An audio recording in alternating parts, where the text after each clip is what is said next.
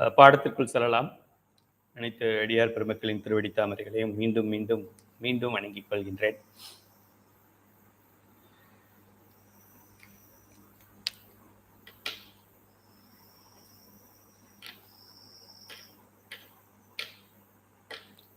திருச்சிற்றம்பலம்.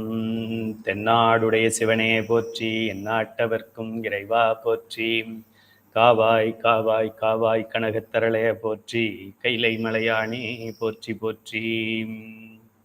எல்லாம் வல்ல சிவபெருமானின் திருவருளாலும் ஆசிரிய பெருமக்களின் குருவருளாலும் உலகத்தின் உன்னத ஞானமாகிய சித்தாந்தம், சைவ சித்தாந்தம் என்று சொல்லக்கூடிய ஞானத்தை நாம் சிந்திக்கின்றோம் என்றால் நாம் சாதாரண மனிதர்கள் அல்ல, நம்ம முக்கியமான மனிதர்கள், important person, very important person, VVIP, VVVVIP என்று பெயர். Very very important person. நிகழ்ச்சிகள் எல்லாம் முன்னாடி ஒரு ரோ போட்டிருப்பாங்க, விஐபி ரோல்ஸ். ஆக நாம் அனைவரும் அதில் உட்கார வேண்டியவர்கள். ஏனென்றால் சரியை கிரியை யோகம் ஞானம் என்ற படிநிலைகளே 4வது படிநிலையில தான் ஞானத்தை பற்றி சிந்திக்கிறோம். ஞானம்னா என்ன? பதி பசு பாசம். 3 பொருள் இருக்கு. ஒன்று சிவன், இன்னொன்று உயிர், இன்னொன்று உயிர் இல்லாதது. இதுதான் இது கத்துக்கிறத 4வது படியாக வச்சிருக்கிறாங்க. அதை நாம் சிந்திக்கின்றோம் என்றால் நாம் இறைவனுக்கு ரொம்ப பக்கத்தில் இருக்கோம். அது கை நீட்டி பிடிச்சா சிவபெருமானை பிடிச்சிடலாம். அது மாதிரி மற்றவங்களாம் பின்னாடி கியூவில் நின்றுட்டு இருக்காங்க, நம்ம கவுண்டரில் ஃபர்ஸ்ட்ல நின்றுக்கிட்டு இருக்கோம் என்று அர்த்தம். இறைவன் நமக்கு இதுவரைக்கும் நாம் தேடுகின்றதெல்லாம் அபர ஞானம் என்று சொல்வார்கள், புத்தக அறிவு. பெருமான் கொடுக்கிறது நிஜ அறிவு, அது பரஞானம். பரமசிவம் கொடுக்கறதுனால அது பேர் பரஞானம் என்று பெயர். அது அபரஞானத்தை வாங்கிக்கிட்டு நம்ம அந்த கவுண்டரில் நின்னாதான் உள்ள டிக்கெட் கொடுக்குறவர் நம்மக்கிட்ட பணம் வாங்குவார். கடைசியில் நிற்கிறவர்கிட்ட வாங்க மாட்டார். ஆக நாம் முன்னாடி நின்று கொண்டிருக்கின்றோம். அந்த வகையிலே இந்த ஒரு உன்னதமான ஒரு பாடத்தை, இறைவனே முன்னின்று நடத்திய பாடத்தை நாம் படிக்கின்றோம் என்றால் நாம் எவ்வளவு கொடுத்து வைத்தவர்கள் என்பதை நீங்கள் தெரிந்து கொள்ள வேண்டும். சரி, முதல்ல இந்த சைவ சித்தாந்தம் நம்ம படிக்க போகிறதுக்கு முன்னாடி சில குவிஸ் எல்லாம் அவங்களை கேட்குறேன். அடிப்படை கேள்விகள். ஒன்னொன்னையும் சில பேர் கண்டுபிடிச்சிருக்காங்க இல்லையா? அதாவது புவியீர்ப்பு விசையை கண்டுபிடித்தவர் யார் அப்படின்னா, யார் அவர் கண்டுபிடிச்சவர்? ஐசக் நியூட்டனா? அவர் கண்டுபிடிச்சார் சொல்லுவோம். வேற யார்? பல்பை கண்டுபிடிச்சவர் யார்? அமெரிக்காவை கண்டுபிடிச்சவர் யார்? அமெரிக்கா இருந்தது, ஆனால் யாருக்கும் தெரியாமல் இருந்தது, யாரும் அங்கே போனதில்லை, அது ஒரு ஐலாண்டாக இருந்தது. ஸோ அமெரிக்காவை கண்டுபிடித்தவர் கொலம்பஸ். அப்படி ஒன்னொன்று நம்ம சொல்லலாம். இட்லியை கண்டுபிடிச்சவர் யார், சட்னியை கண்டுபிடிச்சவர் யார், ஜீரோவை கண்டுபிடிச்சவர் யார், தாஜ்மஹாலை கண்டுபிடிச்சவர் யார், எதை வேணாலும் சொல்லலாம். உங்களையும் என்னையும் முதலில் கண்டுபிடித்தவர் யார் என்றால் சிவபெருமான். நம்மை முதலில் கண்டுபிடித்தவர் சிவபெருமான். கண்டுபிடித்தது மட்டுமல்ல, நம்மிடம் இருப்பதை கொடுப்போம். சிவபெருமான் நமக்கு தன்னையே கொடுக்கின்றார். சில பேர் எண்ணெயை கொடுப்பாங்க, சில பேர் கண்ணையே கொடுப்பாங்க. சிவபெருமான் தன்னையே கொடுக்கின்றார். ஆக முதலில் நாம் இருக்கின்றோம் என்று நமக்கே தெரியாத ஒரு நிலையிலே நம்மை கண்டுபிடித்தவன் சிவபெருமான். கண்டுபிடித்து சும்மா விட்டு விடாமல் நம் மீது கருணையையும் காட்டியவன் சிவபெருமான். நமக்காக உடலை கொடுத்தவன் சிவபெருமான்.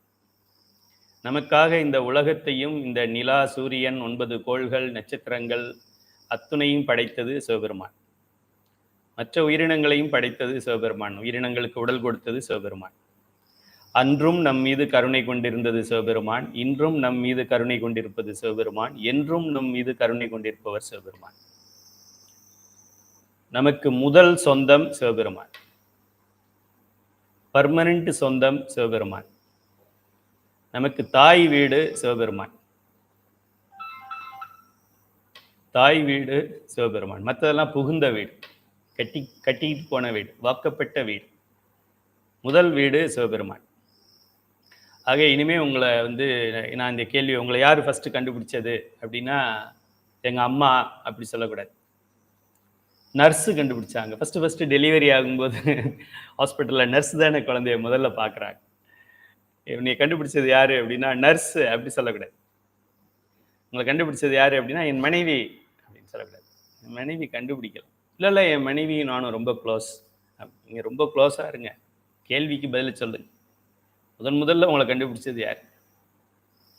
முதல்ல உங்களோட அன்பு காட்டினது யார்? அதெல்லாம் எல்லாமே எந்த கேள்வியாக இருந்தாலும் ஒரே பதில் சிவபெருமான். என் மனைவி என்னை கண்டுபிடித்தது இப்போ ரீசெண்டாக நடந்த விஷயம். என் மனைவியை நான் கண்டுபிடித்தது ரீசெண்டாக நடந்த விஷயம். என் பேரனை நான் கண்டுபிடித்தது இப்போ நடந்தது. எங்கள் அம்மாவை நான் கண்டுபிடித்தது 50 ஆண்டுகளுக்கு முன்னாடி நடந்தது. எங்கள் தாத்தாவை நான் கண்டுபிடித்தது அதுவும் 50 ஆண்டுகளுக்கு முன்னாடி தான். சிவபெருமான் என்னை கண்டுபிடித்தது. நாம் யாருக்கு நன்றியுடன் இருக்க வேண்டும், யாரை பற்றி கொள்ள வேண்டும், யாரை மெயின் சீட்டில் உட்கார வைக்கணும், யாரை சைடில் பின்னாடி பில்லியனில் உட்கார வைக்கணும், அதெல்லாம் நம்ம தெரிந்து கொள்ள வேண்டும். இந்த அடிப்படையிலே இந்த வாழ்க்கை மிகவோர் காலம் இனி இல்லை, அடைவோம் நாம் போயில் சிவபுரத்துள் அணியார் கதவது அடையாமை என்ற வாக்கிற்கு இணங்க இருக்கின்ற காலத்தை காத்தாயியை கொஞ்ச நேரம் கும்பிட்றேன், வெள்ளிக்கிழமை இவளை கும்பிட்றேன், சனிக்கிழமை அவனை கும்பிட்றேன், திங்கக்கிழமை இவனை கும்பிட்றேன்னு இல்லாமல் எப்போதுமே நம சிவாய சிவாய நம சிவ சிவ சிவாய சிவ அந்த மந்திரங்களை ஓதிக்கொண்டு பெருமானுக்கு நன்றி உணர்வுடன் இருக்க வேண்டும். 1-2 குறைகள் இருக்கலாம். நமது குறைகள் என்னன்னு நம்ம அவன்கிட்ட சொல்ல வேண்டிய அவசியம் கிடையாது. ஏன்னா அவனுக்கு தெரியாமல் நமக்கு குறை வராது. நம்மளுடைய குறையை, நம்மளுடைய துன்பத்தை நாம் உணர்கின்றோம் என்றால், எனக்கு இந்த இடத்துல வலிக்குது அப்படின்னா என்ன அர்த்தம்? என்னுடைய உயிர் உணர்ந்தால்தான் இந்த வலி உயிருக்கு வலி. உயிர் இல்லாத மனுஷனை போய் கிள்ளி பாருங்க, அவனுக்கு வலிக்காது. ஏன்? உயிர் இல்லை. ஆக உடலில் மாற்றம் நடக்கின்றது. உயிர் அதை உணர்ந்தால்தான் அது வலியாக தெரிகிறது. போல சிவபெருமான் உள்ள இருந்தாதான் உயிரே இயங்கும். அப்ப நமக்கு வலிக்கிறது சிவபெருமானுக்கு தெரியாம இருக்குமா? அவன் கருணை இல்லாதவன் அப்படின்னாக்க நம்மளை முதல்ல உடம்பு கொடுத்து படைச்சிருப்பானா? கணக்கு எழுதிசனே. சிவபெருமானுக்கு நம்ம கணக்கு எழுதுறோமோ இல்லையோ, நமக்கு அவர் கணக்கு எழுதுறாரு. நமக்கு பர்சனல் செக்ரட்டரி அவர் தான், நமக்கு வாட்ச்மேன் அவர் தான், நமக்கு அப்பா அவர் தான், நமக்கு கணவன் அவர் தான், நமக்கு தோழன் அவர் தான், நமக்கு எஜமான் அவர் தான். இப்படி ஒரு பெருமானை நாம் பெற்றதற்கு நாம் பெருமைப்பட வேண்டும். வாழ்க்கையில் எந்த குறை இருந்தாலும் எல்லாத்தையும் தூக்கி ஓரமாக போட்டுரு. ஒரு பக்கம் சிவபெருமான் இருக்கிறாரு, இன்னொரு பக்கம் குறைகள் எல்லாம் இருக்குது. இல்லை, உனக்கு எது முக்கியம்? சிவபெருமான் தான் வெயிட் ஜாஸ்தி. இந்த அளவிலே கவலைகளை எரிந்துவிட்டு 5 எழுத்தை சிக்கன பிடித்து கொள்ளுமாறு கேட்டுக்கொண்டு வகுப்பிற்குள் செல்வோம். இன்று நாம் பார்ப்பது அழகு 7. போன அழகில் என்ன பார்த்தோங்கிறத பார்த்துட்டு இந்த அழகுக்குள் நாம் செய்யலாம். நமச்சிவாய என்கின்ற வார்த்தையில் வருகின்ற ந ம சி வ ய இந்த 5 எழுத்துக்கள் எதை குறிக்கின்றது என்பதுதான் சைவ சித்தாந்த சுடர் பாடத்திட்டமே. அதுதான். இது ஏதோ கம்மியாக இருக்கிறதா நினைக்காதீங்க. சிவபெருமான் நடத்தின பாடமே அவ்வளோதான். சிவபெருமான் முதல்ல நடத்தும்போது 3 எழுத்து தான் அவர் நடத்தினது. சி என்ற சிவம், ம என்ற மலம், ய என்ற உயிர்கள். அப்புறம் நமக்காக இன்னும் 2 எழுத்து கூட்டப்படுகிறது. மறைக்கும் சக்தி, அருளும் சக்தி என்று நாவும் வாவும் கூட்டப்படுகிறது. நம்ம அவர் நடத்தினதை விட இன்னும் கூடவே படிக்கிறோம். அவர் நடத்தினது 3, நம்ம படிக்கிறது 5. ஆக இந்த 5 எழுத்துக்கள் ந என்பது திரோதான சக்தி அல்லது மறைப்பு சக்தி என்று சொல்லுகின்றோம். ஆக்சுவலாக அது மறைக்கிறது இல்லை, அதுதான் நம்மளை இயக்குகின்ற சக்தி, நம்மளை தூண்டும் சக்தி. தவறு செய்யறதுக்கும் தூண்டும் சக்தி. எதையாவது ஒன்று தட்டி எழுப்ப வேண்டுமே என்று எழுப்புகின்ற தாய் அவள் தான். காலையில் அம்மா 5 மணிக்கு வேன் வந்துருச்சு எழுந்திரி அப்படின்னு எழுப்புனாங்கன்னா நமக்கு அது துன்பம் கொடுக்குறாங்கன்னு அர்த்தமா, இன்பம் கொடுக்குறாங்கன்னு அர்த்தமா? குழந்தைகளுக்கு மகா துன்பம். அது சனியா வந்துருச்சு, எழுப்பிருச்சு, சத்தம் கேட்டுருச்சு அப்படின்னு குழந்தைங்க வருத்தப்படும். ஆனால் நோக்கம் என்ன? இந்த குழந்தை வாழ்நாள் முழுவதும் வருத்தம் இல்லாமல் இருக்கணுங்கிறதுக்கு தான் காலையில் பள்ளிக்கூடத்துக்கு அனுப்புகிறாங்க அம்மா. இந்த பிள்ளைய பள்ளிக்கூடத்துக்கு அனுப்புறதுக்கு அவங்க இன்னும் 2 மணி நேரத்துக்கு படாத பாடுபடுறாங்க. 4 மணிக்கே எழுந்திரிச்சாச்சு. அவருக்கு அதை பண்ணி, இவருக்கு டிஃபன் பாக்ஸ் பண்ணி, இவனுக்கு இதை பண்ணி, அவனுக்கு சப்பாத்தியை போட்டு, இவருக்கு பூரியை போட்டு, இவளுக்கு இதை கரைச்சி குழம்பு வச்சு அது பண்ணி இதை பண்ணி 5:30 மணிக்கு எழுப்பும்போது நமக்கு கோபம் வருது. இந்த அம்மா 3:30 மணிக்கே எழுந்திரிச்சு செஞ்சுக்கிட்டு இருக்காங்க. நைட்டு லாஸ்ட்டாக படுத்தது அவங்க தான், பாத்திரத்தெல்லாம் தேய்ச்சி வச்சுட்டு. ஆக இந்த தாய் எப்படி இந்த குழந்தையை வளர்த்து ஆளாக்கத்து கஷ்டப்படுறாளோ அதை விட பல மடங்கு நம்முடைய தாயாகிய சிவகாமி, பார்வதி, அபிராமி கஷ்டப்பட்டு நம்மளை வளர்க்குறாங்க. அந்த அளவிலே ந என்கின்றது மறைக்கும் தாய், நம்மளை தட்டி எழுப்புகின்ற தாய் என்று சொல்லலாம். ம என்பது மலங்களை குறிக்கின்றது, சி என்பது சிவத்தை குறிக்கின்றது, வ என்பது இதே தாய். நமக்கு நாம் எல்லாம் தெளிவாக புரிந்து கொண்டோம், சைவ சித்தாந்தம் படிக்க ஆரம்பிச்சிட்டோம் அப்படின்னா வாழ்க்கையை ஈஸியாக நம்ம நடத்துறதுக்கான வழிமுறைகளை காட்டுவது, இதெல்லாம் வா சக்தி.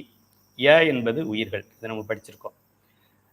இதில் சி என்கிற சிவத்தை பற்றி நாம் ஒரு அழகுல பார்த்தோம். சிவத்துக்கு 2 நிலைகள் ஒன்று சொரூப நிலை, நம்மளுடைய கற்பனைக்கும் எட்டாத நிலை. அதனால அதை பற்றி ரொம்ப விவரிக்க முடியாது. அதுக்கு பெயர் சொரூப நிலை, அவ்வளோதான். தடத்த நிலை என்று சொல்லக்கூடிய, நம்ம ஊருக்குள்ள அவர் எப்படி விளையாடுறாரு, என்னென்ன மாதிரி பண்றாரு, என்ன திருவிளையாடல் பண்றாரு அப்படின்னா 8 குணங்களை கொண்டு அவரை நாம் வர்ணிக்கிறோம். இது பேரு தடத்த நிலை என்று பெயர். 8 குணங்கள், 5 தொழில்கள்: படைத்தல், காத்தல், ஒடுக்குதல், மறைத்தல், அருளுதல்.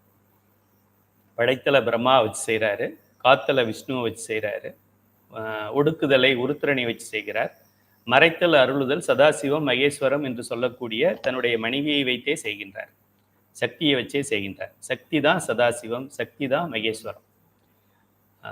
இதெல்லாம் நீங்கள் தெளிவாக தெரிஞ்சுக்கணும். 36 தத்துவங்கள் படிக்கும்போது சிவ தத்துவங்களில் அந்த நாதம்தான் விந்துவாகி, விந்து தான் மகேஸ்வரம் சதாசிவமாகி, சதாசிவம் மகேஸ்வரமாகி, மகேஸ்வரம் சித்த வித்தியாகிறது. ஆக இது போன்ற அமைப்பெல்லாம் நமக்கு இறைவன் கொடுத்திருக்கிறார். எந்த ஒரு கைமாறும் கருதாமல் இதை செய்திருக்கிறார். நம்ம எது செஞ்சாலும் ஒரு கைமாறு எதிர்பார்க்குறோம், ஆனால் பெருமான் அப்படி கிடையாது.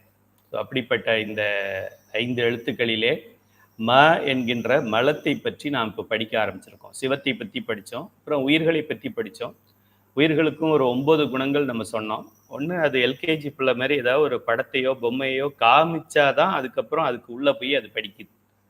இது மொபைல்னு ஒன்று இப்படி இருக்கும் அப்படின்னு சொல்லிட்டு, அப்படியா, ஸ்கொயராக இருக்குது, உயரமாக இருக்குது, ஏன் இப்படி இல்லை மொபைலு, இப்படியெல்லாம் தெரிஞ்சுக்கிட்டு தான் மொபைலுக்குள்ளே ப்ரோக்ராம் இருக்குது, அது உள்ள ஆண்ட்ராய்டுன்னு சர்வர் இருக்குது. அப்போ அதெல்லாம் அது கற்றுக்குது. ஆப் நிறைய இருக்குது, பேட்ரி இருக்குது, லைட் இருக்குது, கேமரா இருக்குது. அதெல்லாம் அப்புறம் தான் அந்த குழந்தை கற்றுக்கும். எடுத்த உடனேயுமே உள்ளுக்குள்ளே ஆண்ட்ராய்டு இருக்குது அப்படின்னாக்கா அது என்ன ஆண்ட்ராய்டாவது, அதாவது அதுக்கு ஒன்றும் புரியாது. ஆக மேலே மொபைல் இருக்குது, கவர் இருக்குது, பொம்மை இருக்குதுன்னு சொன்னால் தான் அது தெரியும். அதுபோல் உயிர்கள் தூள நிலையில் ஒன்றை பார்த்து, இது இப்படி இருக்குதா அப்படின்னு தெரிஞ்சுக்கிட்டு அப்புறம் தான் சூக்கும நிலைக்கு போகும். அதுக்காக இறைவன் 3 நிலைகளிலே அவன் மாறிக்கிறான். நம்ம சின்ன குழந்தையா இருக்கும்போது நமக்கு உருவ நிலையை எடுத்து நமக்கு அருள் பாலிக்கிறார். நடராச பெருமானாகவும் 64 மூர்த்தங்களாகவும் தியாகராச பெருமானாகவும் சக்தியாகவும் ஓம் சக்தியாகவும் எல்லாம் பண்றாரு. அப்புறமா கொஞ்சம் ஒரு மெச்சூரிட்டி வந்த பின்னாடி உருவம் என்று சொல்லக்கூடிய உருவத்தை மறைச்சு ஒன்னா ஒரு சிவலிங்கமா அதை சுருக்கி சிவலிங்கமா காட்சி கொடுக்குறாரு. அதுல ஏதோ ஒரு உருவம் இருக்கு, ஆனா கண்ணு காது மூக்கு கிடையாது. அதுக்கு பேர் உருவம். இதுவும் இருக்கு, அதுவும் இருக்கு. அடுத்ததாக அருவம். அந்த நிலை தாண்டி போகின்ற மாணவன் சிவலிங்கத்தை பார்த்தாதான் சிவன் அப்படின்னு இல்லை, கண்ணை மூடிக்கிட்டு இருந்தாலே உள்ளுக்குள்ள சிவத்தை பார்க்கலாம் அப்படின்னு ஒரு மாணவனுக்கு தெளிவு வந்து விட்டது என்றால் அந்த சிவலிங்கத்தை அவன் பார்க்க வேண்டியதில்லை. அது பெரிய லிங்கமா, சின்ன லிங்கமா, சாஞ்சி இருக்குமா, நேரா இருக்குமா, சின்ன சின்ன மாலை போட்டிருப்பாங்களா, பெரிய மாலை போட்டிருப்பாங்களா, கிழக்கு பார்த்து இருக்கா, மேற்கு பார்த்து இருக்கா, அதெல்லாம் தேவையில்லை. நமக்கு உயிருக்குள்ள அது இருக்கு அப்படின்னு தெரிஞ்சுக்கிட்டா போர். திருமூலர் பல இடங்களிலே பல மாதிரி சொல்லியிருக்கிறார். இப்படி நமக்கு இறைவன் என்னென்ன செய்கிறாருன்னு பாருங்க. 5 தொழில் செய்கிறார். அது போக 3 நிலைகளே இருந்து இந்த உயிரை பக்குவத்திற்கு ஏற்றாற்போல் அவர் அருள் செய்கிறார். அப்புறம் இன்னொரு 3 ஒன்றாயும் உடனாயும் வேறாயும் இருக்கின்றார். உயிரை அவர் இயக்க வேண்டும் என்றால் அதோட ஒன்றாக இருக்க வேண்டும். ஒன்றாக இருந்தால்தான் அது உயிர் இயங்கும். உடனாக இருக்க வேண்டும். ஒரு இச்சைகளையும் ஒரு செயல்களையும் நாம் செய்யும் போது அந்த அந்த உயிரோடு சேர்ந்து அவரும் வரணும். அப்பதான் அது நடக்கும். இதுதான் உடனாக என்று சொல்லுகின்றோம். வேறாக இருக்க வேண்டும். இது ரெண்டுமாவே உள்ளுக்குள்ளே உயிராகவே இருக்கிறாரு, உயிருக்குள்ளேயே இருக்கிறாரு அப்படின்னா எனக்கு ஞானத்தை வழங்குவதற்கு ஒரு ஆசிரியர் யூடியூப்ல உட்கார்ந்தாதான் எனக்கு புரியுது. அப்போ சேர் ஏற்ற மாதிரி போட்டு உட்காரணும். அந்த ஞானத்தை வழங்குவதற்கு மட்டும் குருநாதனாக நமக்கு முன்னாடி உட்காருவார். நமக்கு முன்னாடி உட்காரும் போது நமக்குள்ள இருக்க மாட்டாரான்னு நினைக்காதீங்க. நமக்குள்ள இருப்பாரு. இமைப்பொழுதும் என் நெஞ்சில் நீங்காதான். நம்ம உள்ள இருக்கிறவரு எழுந்திரிச்சு போய் அங்க உட்காந்துருவாரு. ஒரு அரை மணி நேரத்துக்கு நமக்குள்ள சிவன் இருக்க மாட்டாரு அப்படின்னு. சிவன் இல்லாம நம்ம இருக்க முடியாது. சிவன் இல்லாம உயிர் இருக்காது. அப்புறம் அவர் பணத்துக்கு தீக்க கொடுப்பார். ஆக அவன் கடவுள்னு பெயர் அவருக்கு மட்டும், மற்றதுக்கெல்லாம் தெய்வம்னு பேர். கடந்தும் இருப்பார், உள்ளும் இருப்பார். வியாபகம் வியாபியம் என்று சொல்லுவோம். பறந்தும் இருப்பார், அதுக்குள்ளேயும் இருப்பார். அண்டமாகவும் இருப்பார், அணுவாகவும் இருப்பார். இதுதான் சிவபெருமானுடைய இயல்புகள். அந்த சிவபெருமானை பற்றி தெரிந்து கொண்டோம். உயிரை பற்றி தூளமாக அறியும், அறிவித்தால் மட்டும் அறியும், தானாக அறியாது. வகுப்பு நடத்தினாதான் சைவ சித்தாந்தம் படிக்கும். ஆக அறிவித்தால் அறியும், அறிவித்தால் மட்டும் அறியும் அப்படின்னு சொல்லலாம். அறிவித்தால் அறியும், அது ஒரு ப்ளஸ் பாயிண்ட் தானே. அறிவித்தாலும் அறியாதது எத்தனையோ இருக்கு. வகுப்பு நடத்தி தேர்வு வச்சு சான்றிதழ் கொடுத்தா 5000 பேர் படிக்கிறாங்க, அது சந்தோஷம் தானே. அதெல்லாம் பண்ணினாலும் படிக்க மாட்டாங்கங்கிற கேஸ்லாம் நிறைய இருக்குல்ல. ஸோ அதனால வகுப்பு நடத்தினாதான் படிப்பாங்க, தேர்வு வச்சாதான் மார்க் வாங்குவாங்க, நேரடி தேர்வு வச்சாதான் சர்டிஃபிகேட் வாங்குவாங்க. அதுக்காக நம்ம வருத்தப்படக்கூடாது. இதெல்லாம் பண்ணுனா அது பண்ணுறாங்களே, அதுக்காக சந்தோஷப்படணும். ஆக உயிரை அறிவித்தால் தான் அறியும் என்பது குறை இல்லை, அதை நம்ம ப்ளஸ் பாயிண்டாக பார்க்குறோம். அறிவித்தால் அறியுது இல்லை, அப்போ அறிவி. பஞ்சபுராணம் பாடு, பஞ்சபுராணம் பாடு, பஞ்சபுராணம் பாடு, பஞ்சபுராணம் பாடு, நோட்டீஸ் அடிச்சு கொடு, விதைத்து கொண்டே இரு. 1 லட்சம் நோட்டீஸ் போயிடுச்சா, ஓகே 2 லட்சம் அடிச்சுக்க, விதைத்து கொண்டே இரு. முளைத்தால் மரம், முளைக்கலையா உரம். நம்ம கொடுக்குற அத்தனை நோட்டீஸ்லையும் ஒரு பிஹெச்டி பட்டம் வாங்கணும்னா வாங்குவோமா? அப்படி பார்த்தா சிவபெருமான் இந்த ஒரு பிறவியிலையும் நம்ம உருப்பிடுவோம்னு நினச்சிதான் அந்த பிறவியை கொடுத்தாரு. ஒரு பிறவியில கூட உருப்படலையே. நம்ம 1000 நோட்டீஸ் வீணா போகுதுன்னு நினைக்கிறோம் 1500 ரூபா பணத்துக்கு. சிவபெருமான் பல கோடி பிறவிகள் நம்மளை கொடுத்து இன்னும் வீணா போய்கிட்டு இருக்கிறோமே, அவர் எவ்வளவு கஷ்டப்படுவார். இதெல்லாம் நமக்கு பாடம். சில மாணவர்கள் சொல்றாங்க, ஐயா கொடுத்தா அவங்க வேஸ்ட் பண்ணிடுறாங்கய்யா. அப்போ 1 ரூபா நோட்டீஸ் வேஸ்ட் பண்றதுக்கு உனக்கு இவ்வளவு கஷ்டமா இருக்கே, உனக்கு ஒரு லைஃபே நீ சிவபெருமான் யாருன்னு தெரிஞ்சுக்காமலே வீணாக்கிட்டிய. ஸோ அந்த அளவிலே உயிர்களின் இயல்பு அறிவித்தால் அறியும், விட்டு விட்டு அறியும், ஏகதேசமாக அறியும், மறந்து மறந்து அறியும், அனுபவித்தால் தான் அறியும், சார்ந்ததின் வண்ணம். எதை சார்கின்றதோ அது. இப்போ 9 மணி வரைக்கும் எல்லாம் தூய்மையா இருப்போம், எந்த கவலையும் கிடையாது. எந்த கவலை வந்தாலும் நமக்கு காரணம் தெரியும். என்ன காரணம்? நான் ஏற்கனவே செய்த வினை, அதுதான் காரணம். அதனால எந்த கவலையும் கிடையாது. வேற ஏதாவது துன்பம் கொடுக்கணுமா, இப்பவே கொடுத்துரு. இப்போ எனக்கு சைவ சித்தாந்த வகுப்பு ஓடிக்கிட்டு இருக்கு, பஞ்சபுராண வகுப்பு நடந்துகிட்டு இருக்கு. இப்போ எந்த துன்பம் வந்தாலும் நான் சமாளிச்சிருவேன். வயதான பின்னாடி துன்பத்தை கொடுத்துறாது, அதனால இப்பவே கொடுன்னு சிவனடியார்கள்லாம் வேண்டிக்குவாங்க. அப்படி இந்த உயிரின் இயல்புகளை படித்தோம். இவங்க 2 பேருக்கும் பெருமானுக்கு ஒரே ஒரு அழகு, உயிருக்கு ஒரு அழகு. இந்த மாயை என்கின்ற மலத்துக்கு மட்டும் நிறைய பாடம் நம்ம கொடுத்துருக்கோம். இந்த மலங்கள் 3 வகைப்படும். ம என்று சொல்லக்கூடிய மல 3 ம இருக்கு. அது ஆணவ மலம், கண்ம மலம், மாயா மலம் என்று சொல்கின்றோம். அதுல முதல்ல இருந்தது ஆணவ மலம். அதுதான் உயிரை பற்றி இருந்தது. அது உயிரை மறைத்து இருந்தது. மற்ற 2ம் பக்கத்துல இருந்தது, வேடிக்கை பார்த்துக்கிட்டு இருந்தது. அது இல்லைன்னு இல்லை, அது இருந்தது. அது ஒன்றும் பண்ணாம செயல்படாம இருந்தது. இந்த ஆணவ மலமும் அதுவும் பேசாம தான் இருந்தது. அது உயிர் மேல பேசாம உட்கார்ந்து இருந்தது. சிவபெருமான் என்ன பண்றாரு, இந்த ஆணவ மலத்தை கொஞ்சம் இறங்கி உட்கார சொல்றாரு. நகர்ந்துக்கப்பா, கொஞ்சம் ஸ்கிரீனை தள்ளி விடு, என் பையன் பார்க்கட்டும் அப்படின்னு சொல்லி அந்த ஆணவ மலத்தை விளக்குவதற்காக முயற்சிக்கிறார். அதோடைய விளைவுதான் பிறவி, அதோட விளைவுதான் பிறவிகள், அதோட விளைவுதான் கண்மம். அதெல்லாம் நிற்கிறதுக்கு ஒரு இடம்தான் மாயை. ஆக எல்லாத்தையும் செயல்படுத்துறார். சும்மா இருந்த மனைவியை போய் எழுப்பி விட்டு போய் இந்த பையனை பார், அவனுக்கு வேண்டியது செய்ய சொன்னார். அப்புறமா இந்த மாயை சும்மா கிடந்தது. இங்கே வா மாயை, தரசாமிக்கு ஏதோ வேணுமா அதை பண்ணு, அவனை நல்லா கொண்டு வர வேண்டியது உன் பொறுப்பு, போ அவனுக்காக வேலை செய்ய சொன்னார். அப்புறம் கண்மம்னு ஒன்று பேசாமல் தூங்கிக்கிட்டு இருந்து, அதுக்கு ஏவா கண்மம் நீயும் போய் அவனுக்கு வேலை செய் அப்படி சொன்னார். அப்புறமா என்ன பண்ணார், இந்த பையனுக்கு தடை வருதுன்னு சொல்கிறானே, பிடியதன் உருவுமை கொலமிகு கரியது வடிகோடு தனதடி வழிபடும் அவரிடர் கடி கணபதி வர அருளினன். விநாயகர் சேர்த்து கொடுத்தார். விநாயகரை அனுப்பி அவன் என்கிட்ட வர்றதுக்கு எந்த பிரச்சனையும் வராமல் பார்த்துக்க வேண்டியது உன் பொறுப்பு. விநாயகரை தூண்டி வர்றார், போய் நீ அந்த வேலையை பார். விநாயகருக்கு என்ன வேலை? விநாயகர் எதுக்கு பிறந்தார்? உங்களுக்கும் எனக்காக பிறந்தார். விநாயகருக்காக நம்ம பிறக்கலை, நமக்காக விநாயகர் பிறந்தார். அப்படின்னா விநாயகர் சதுர்த்தி நம்ம விநாயகருக்கு சதுர்த்தி பண்ணணுமா, விநாயகர் நமக்கு சதுர்த்தி பண்ணணுமான்னு நினைச்சுக்கோங்க. நமக்காக விநாயகர் தோன்றினார், நமக்காக முருகன் தோன்றினார், நமக்காக தெய்வானை, நமக்காக வள்ளி. யார் விஐபின்னு தெரிஞ்சுக்க. நமக்காகத்தான் பார்வதியே. அப்புறம் விடுங்க, மற்றதெல்லாம் அடுத்த கணக்கு. பார்வதி தோன்றியதே நமக்காகத்தான். நம்ம எவ்வளோ பெரிய ஆளுங்கிறத நம்ம அடிக்கடி மறந்து போயிடுறோம். நம்ம ஏதோ பிச்சைக்காரன்னு நினச்சிக்கிட்டு இருக்கோம். நம்ம மகா அதிபதின்றது நமக்கு தெரியல. சரி. அதுக்கப்புறம் தான் இந்த கோள்கள் 9 கோள்கள் சனிக்கிழமை, செவ்வாய்க்கிழமை, 7.5 நாடு, 3.5 நாடு இதெல்லாம் அப்புறம் லாஸ்ட் எடுபிடி வேலைக்காரன். ஞாயிறு, திங்கள், செவ்வாய், புதன், வியாழம், வெள்ளி, சனி, பாம்பு இரண்டுமாகிய ராகு, கேதும் ஆசரு நல்ல நல்ல அவை நல்ல நல்ல அடியார் அவர்க்கு மிகவே. அடியார் இல்லைன்னா அதோட வேலையை காமிக்கும். அடியார் அப்படின்னா அது வேலை செய்யும். அதான் வித்தியாசம். அடியார் இல்லாதவங்களுக்கும் வேலை செய்யும். அது சொல்றபடி அவன் நடக்கணும். அடியார் இல்லாதவன். அடியார் என்றால் அடியார் சொல்றபடி அது நடக்கும். சரி. அந்த மலங்களிலே சென்ற முறை நாம் ஆணவ மலத்தை பற்றி ரொம்ப விளக்கமாக பார்த்தோம். இன்னைக்கு மற்ற மலங்களை பற்றி பார்ப்போம். இது ஒரு பெரிய பாடம், தொடர்ந்து கொண்டே போகும். எப்படி போகுதுன்னு பார்க்கலாம். சைவ சித்தாந்த சுடர் பயிற்சி வகுப்பு பாட வரிசையில் 7வது அழகாக நமசிவாய என்ற வார்த்தையில் உள்ள ம என்ற எழுத்தின் பொருளை பற்றி சிந்திக்கின்றோம். ம என்பது மலம் என்பதை குறிக்கும். மலங்கள் 3 வகைப்படும். இதெல்லாம் நேர்முக தேர்வில் ரொம்ப ஈஸியான கேள்வி. நமசிவாயங்கன்னா ஒரு எழுத்தும் எதை குறிக்குது அப்படின்னா, இன்னும் சில மாணவர்கள் அதை தடுமாறுறீங்க.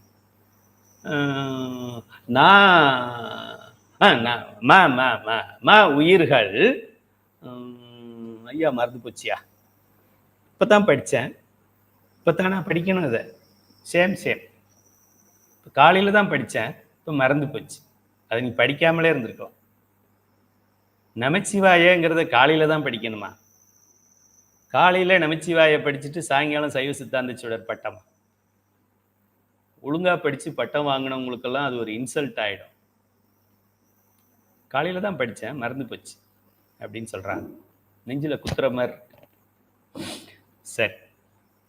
ம என்பது மலத்தை குறிக்கும். மலங்கள் 3 வகைப்படும். அவை ஆணவம், கண்மம், மாயை என்று சொல்கின்றோம். அழகு 6ல் ஆணவ மலம் பற்றி சிந்தித்தோம். இந்த அழகிலே மாயை என்று சொல்லப்படும் மாயா மலம் பற்றி சிந்திப்போம். மாயை, மாயா ரெண்டும் ஒன்று தான். மற்ற மலங்களைப் போலவே, மற்ற மலங்கள் எது? ஆணவம், கண்மம். அதை போலவே மாயை உயிரற்ற பொருள். அண்டர்லைன் பண்ணிக்கங்க. மாயை உயிரற்ற பொருள். மாயைக்கு உயிர் இருக்குன்னு நினைக்காது. மாணிக்கவாசகர் என்ன சொல்றாரு? தெய்வம் என்பதோர் சித்தம் உண்டாகி முனிவிலாததோர் பொருளது கருதலும் 6 கோடி மாயா சக்திகள் வேறு வேறுதம் மாயைகள் தொடங்கின அப்படின்னு சொல்றாரு. மாயை சிவபெருமான்கிட்ட போவிடாம பண்ணுமா. அது மாமியாரா பண்ணலாம், மகனா இருந்து பண்ணலாம், பேத்தியா இருந்து பண்ணலாம், நம்ம வண்டி பஞ்சராகி பண்ணலாம், வீட்டில் பவர் போய் பண்ணலாம், கையில் கத்தி கிழிச்சிக்கிட்டு பண்ணலாம். எப்படியோ ஒரு வகையில் சிவபெருமான்கிட்ட போக விடாமல் பார்த்துக்குமா. அப்படின்னா அதுக்கு உயிர் இருக்குன்னு நினச்சிடாதீங்க. அதுக்கு உயிர் கிடையாது. மற்ற மலங்களைப் போலவே மாயை உயிரற்ற பொருள், மாயை அறிவற்ற பொருள். நம்ம ஏற்கனவே அதை நம்ம படிச்சிட்டோம். மலம் என்கின்றது ஜட பொருள், அது உயிரற்றது, அறிவற்றது. ஆணவ மலத்துக்கும் உயிர் கிடையாது, அறிவு கிடையாது. ஆணவ மலத்துக்கு உயிர் இருந்து அது போய் பிடிச்சி உயிரை போய் பிடிக்கல. உயிருங்கிறது தனி, ஆணவ மலங்கிறது தனி. ஆணவ மலத்துக்கு உயிர் இல்லை, உயிருக்கு உயிர் இருக்கு. இப்போ ஆணவ மலம் போய் உயிரை பிடிச்சிது அப்படின்னா உயிர் இல்லாமல் எப்படி நகரும்? ஆக ஆணவ மலத்துக்கும் உயிர் இல்லை, மாயை மலத்துக்கும் உயிர் இல்லை, கண்ம மலத்துக்கும் உயிர் இல்லை. ஆணவ மலத்துக்கும் அறிவு இல்லை, மாயை மலத்துக்கும் அறிவு இல்லை, கண்ம மலத்துக்கும் அறிவு இல்லை. ஆணவ மலத்துக்கும் ஆற்றல் இல்லை, கண்ம மலத்துக்கும் ஆற்றல் இல்லை, மாயா மலத்துக்கும் ஆற்றல் கிடையாது. யாராவது ஒருவன் ஆற்றுவிக்க வேண்டும், அப்பதான் ஆற்றல் கிடைக்கும். அது அதெல்லாம் சிவபெருமான் தான் செய்யணும், வேற யாரும் செய்ய முடியாது. ஏன்னா நம்ம செய்ய முடியாது, நம்ம மாயையை இயக்க முடியாது. வேற யார் இயக்க முடியும்? தலைவன் தான் இயக்க முடியும். இருக்கிறது 3 தானே, நம்ம ஜடப்பொருள், மாயை, இது சிவபெருமான். ஆக நம்மளால செய்ய முடியாததை அவன் தான் செய்யணும். ஆக இதில் ரொம்ப தெளிவாக இருக்க வேண்டும். ஆணவம், கண்மம், மாயை என்ற 3 மலங்களுமே அனாதி. ஒன்று உயிரின் மேல் இருந்தது, இன்னும் 2 தள்ளி இருந்தது, பக்கத்துல இருந்தது, வேடிக்கை பார்த்துக்கிட்டு இருந்தது. ஆக 3மே அனாதி. ஏன் இதை அழுத்தி அழுத்தி சொல்றோம் அப்படின்னா, இப்போ சிவபெருமான் என்ன பண்ணாரு? ஆணவ மலம் பிடிச்சிருந்ததா, ஆணவத்தை நீக்கணும்னு அவர் கருணை கொண்டார். கருணை கொண்டவனே என்ன பண்ணாரு?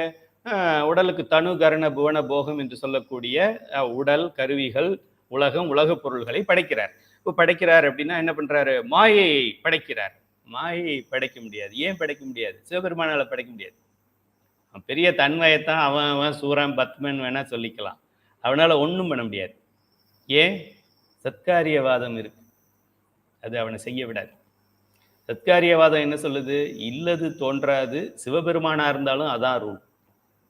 நெற்றிக்கண் திறப்பினும் குற்றம் குற்றம். இல்லாத ஒரு பொருளை சிவபெருமானே தோற்றுவிக்க முடியாது.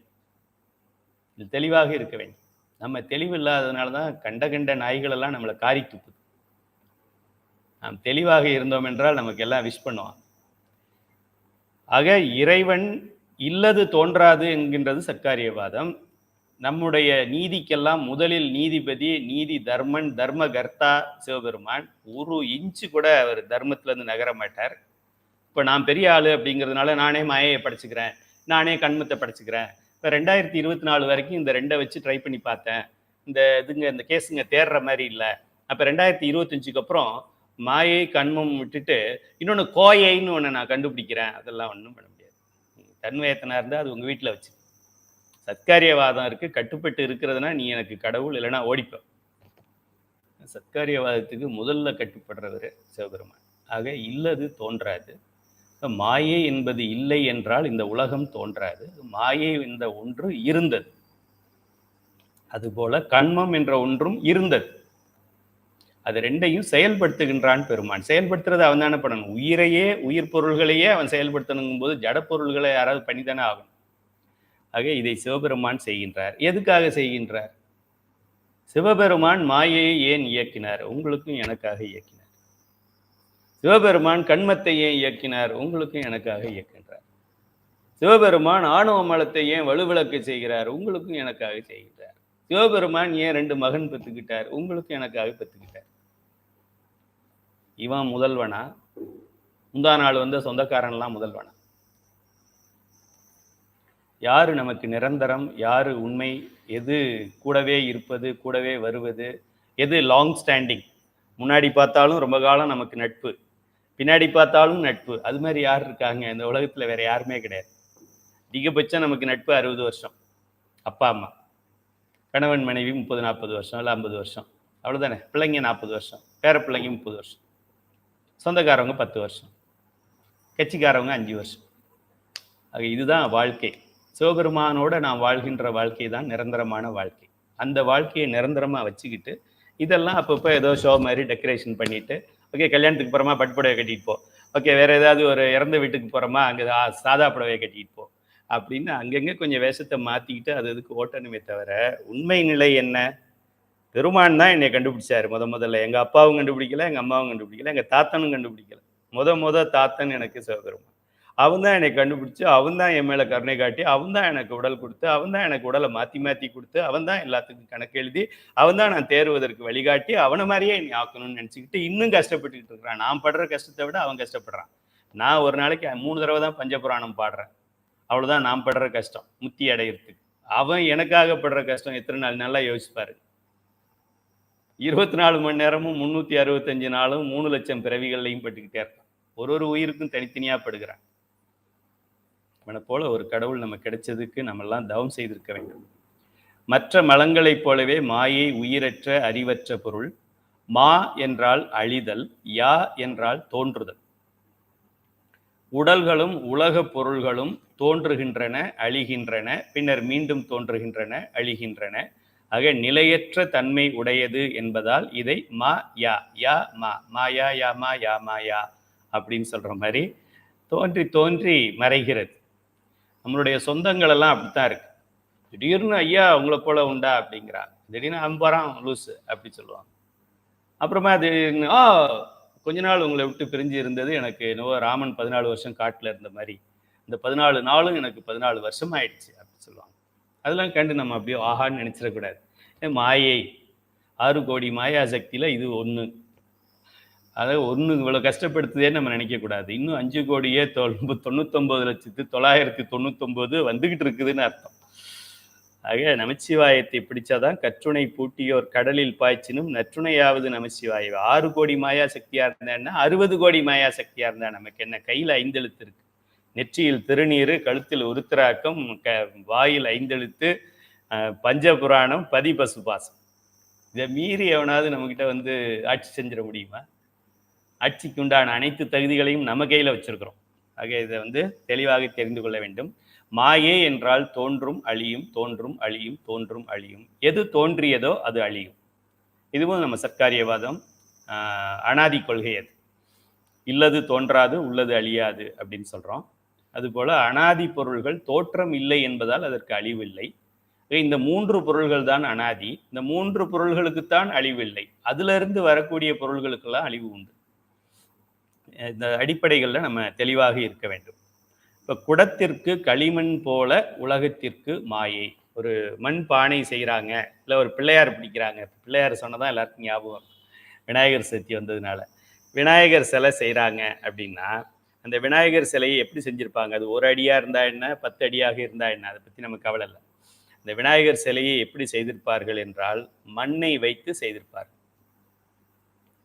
ஒரு விநாயகர் சிலைக்கு ஒரு மண் எப்படியோ ரா மெட்டீரியல் என்று சொல்லக்கூடிய மூலப்பொருளோ அதுபோல இந்த உலகம் என்று தோன்றி இருக்கிறது. உலகம்னா என்ன?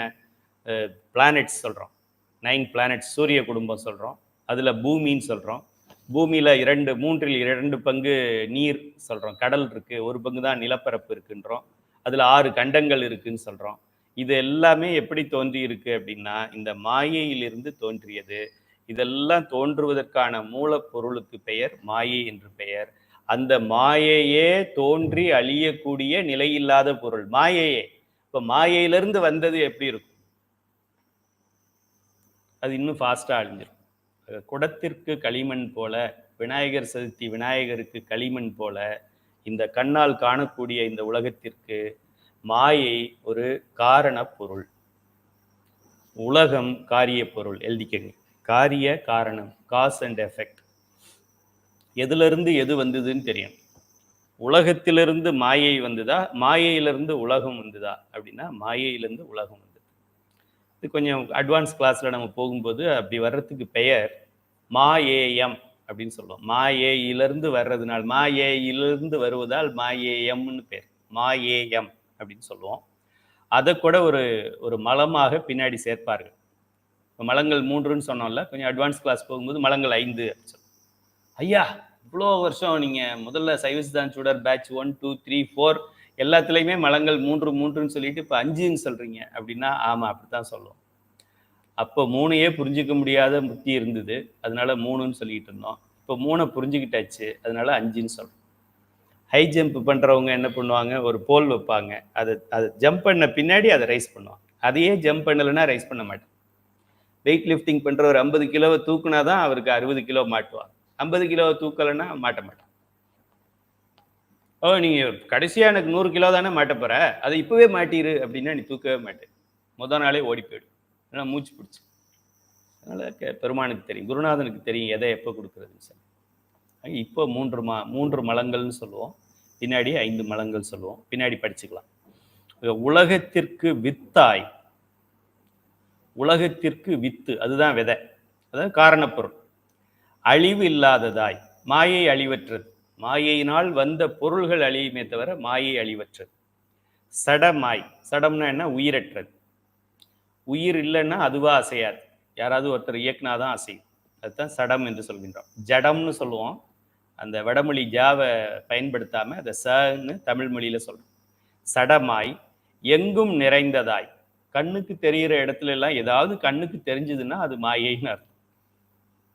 எங்கும் நிறைந்ததாய் அருவாய், அருவாய். இப்போ நம்ம மாயையில் பஞ்சபூதங்கள் சொல்கிறோம், அது மாயை தான். இதில் ஆகாயம் அப்படிங்கிறது அதுவும் மாயை தான். ஆகாயம் கண்ணுக்கு தெரியவே இல்லை, அது ஸ்பேஸ் போய்கிட்டே இருக்கு அப்படின்னா அதுவும் மாயை தான், பெரிய மாயை. ஆக அருவாய் ஆற்றல் வடிவினதாய் இருப்பது, மாயையே ஆற்றல் வடிவினதாய் இருக்கின்றது. திரோதானம் அதுதான். இது சயின்டிஸ்ட் இப்போ தான் கொஞ்சம் கொஞ்சமாக கண்டுபிடிச்சிக்கிட்டு வர்றாங்க. பிளானெட்ஸுக்கு பிளானெட்டு நடுவில் ஆற்றல் இருக்கு. ஏன் நிலா இந்த சேட்டலைட் ஏன் பூமியை சுற்றிக்கிட்டே இருக்கு, ஒரு வாரம் பூமியை சுற்றிட்டு இன்னொரு வாரம் போய் சூரியனை சுற்றிட்டு வரலாமே. இப்போ புதுசாக கண்டுபிடிக்கிறாங்க. இப்போ முன்னாடி 27 நாளில் சுற்றிக்கிட்டு இருந்தது, இப்போ கொஞ்சம் பெரிய ரவுண்ட் அடிக்குது, அதனால் அது பூமியை விட்டு தள்ளி போகுது. அதாவது அப்பப்போ தோன்றதை சொல்லிக்கிட்டு இருக்கிறதுக்கு பேர் சயின்ஸ். என்றும் தோன்றாத அனாதி பொருள்களை பற்றி படிக்கிறது நம்முடைய சைவ சித்தாந்தம். மேசை மீது சிந்திய தண்ணீர் ஆவியாக மாறி காற்றில் கலந்துள்ளது, அழிந்து விடவில்லை. ஒரு தண்ணி ஊற்றிடுது அப்படின்னா அது துடைக்காம அப்படியே விட்டுட்டு சாயங்காலம் வந்து பார்த்தீங்கன்னா அது எவாப்ரேட் ஆகி போயிருந்துடும். அது என்ன வருது? இப்போ ஆவியாக மாறி காற்றில் கலந்துள்ளது. தண்ணி இப்போ எங்கே போச்சு? எங்கே போச்சு? வேற உருவத்தில் இருக்கும், அவ்வளோதான். அது எங்கேயும் போக முடியாது. மாயைக்குள்ளே தான் திரும்ப இருக்கணும். பஞ்சபூதங்களில் இந்த பூதத்துலேருந்து அந்த பூதத்துக்கு போகும். நீர் பூதமாக இருந்தது காற்று பூதம் ஆயிடுச்சு. காற்று பூதமாக இருக்கிறதா நீர் ஆகுது. நீருக்கு என்ன ஃபார்முலா, கெமிக்கல் ஃபார்முலா என்ன? H2O. 2 மடங்கு ஹைட்ரஜனும் 1 மடங்கு ஆக்சிஜனும் இருந்தாக்க நீர். இப்போ காத்து தான் தண்ணி, தண்ணி தான் காத்து. எப்படி ஒரு இது பாருங்க. நீர் எதுக்குள்ள அடங்கும்? நிலம், நீர், நெருப்பு, காற்று, ஆகாயம். நீரிடை ஐந்தாய் நிகழ்ந்தாய் போற்றி என பாரிடை ஐந்தாய் பறந்தாய் போற்றி, நீரிடை 4ஆய் நிகழ்ந்தாய் போற்றி, காற்றிடை 3ஆய், நெருப்பிடை 3ஆய், காற்றிடை 2ஆய், ஆகாயத்தில் 1ஆய். திருவாசகம். அப்போ இதுதான் நம்ம சயின்ஸ்ல என்ன சொல்றோம்? Energy can neither be created nor destroyed, it can be transferred from one form to another form. Electrical எனர்ஜியா இருக்கிறது மெக்கானிக்கலாக மாறும், மெக்கானிக்கல்ஸ் எலக்ட்ரானிக்ஸாக மாறும், எலக்ட்ரானிக்ஸ் சிவிலாக மாறும், சிவில் திரும்ப பஞ்சபூதத்தில் மாறும். எப்படியாவது மாறிக்கிட்டே இருக்குமே தவிர இதை அழிக்க முடியாது அப்படிங்கிறது இதோட இயல்பு. உலகம் ஒடுங்குவதற்கும் மீண்டும் வருவதற்கும் இடமாய் உள்ளதால் இது மாயை எனப்படும். உலகம் ஒடுங்க வேண்டும். இப்படி போய்கிட்டே இருந்ததுன்னு வச்சுக்கோங்க, கடவுள் இல்லை கடவுள் இல்லை கடவுள் இல்லை கடவுள் இல்லை கடவுள் இல்லை கடவுள் இல்லைன்னு சொன்னால் இவனை ஒரு நாளைக்கு ஆஃப் பண்ணி போகணும். அடிச்சு தலையில் தட்டி படுற அப்படின்னு போட்டால் தான் பேசாமல் படுப்போம். அப்போது இறைவன் என்ன பண்ணுவார்? உயிர்களுக்கு ரெஸ்ட் கொடுக்கறதுக்காக ஒரு சங்கஹாரம் என்று சொல்லக்கூடிய அப்படியே அந்த விரிஞ்சு போன மாயையை திரும்ப சுருக்கி உள்ளே கொண்டு வந்து அந்த சக்தி ஆக்கிய சக்தியாகவே வச்சிருவார். பராசக்தி மட்டும்தான் இருப்பார். முருகன் விநாயகர் கூட அப்போ கிடையாது. முருகன் விநாயகரே இல்லைன்னா பிரம்மா இருப்பாரா? சத்தியமாக இருக்க மாட்டார்.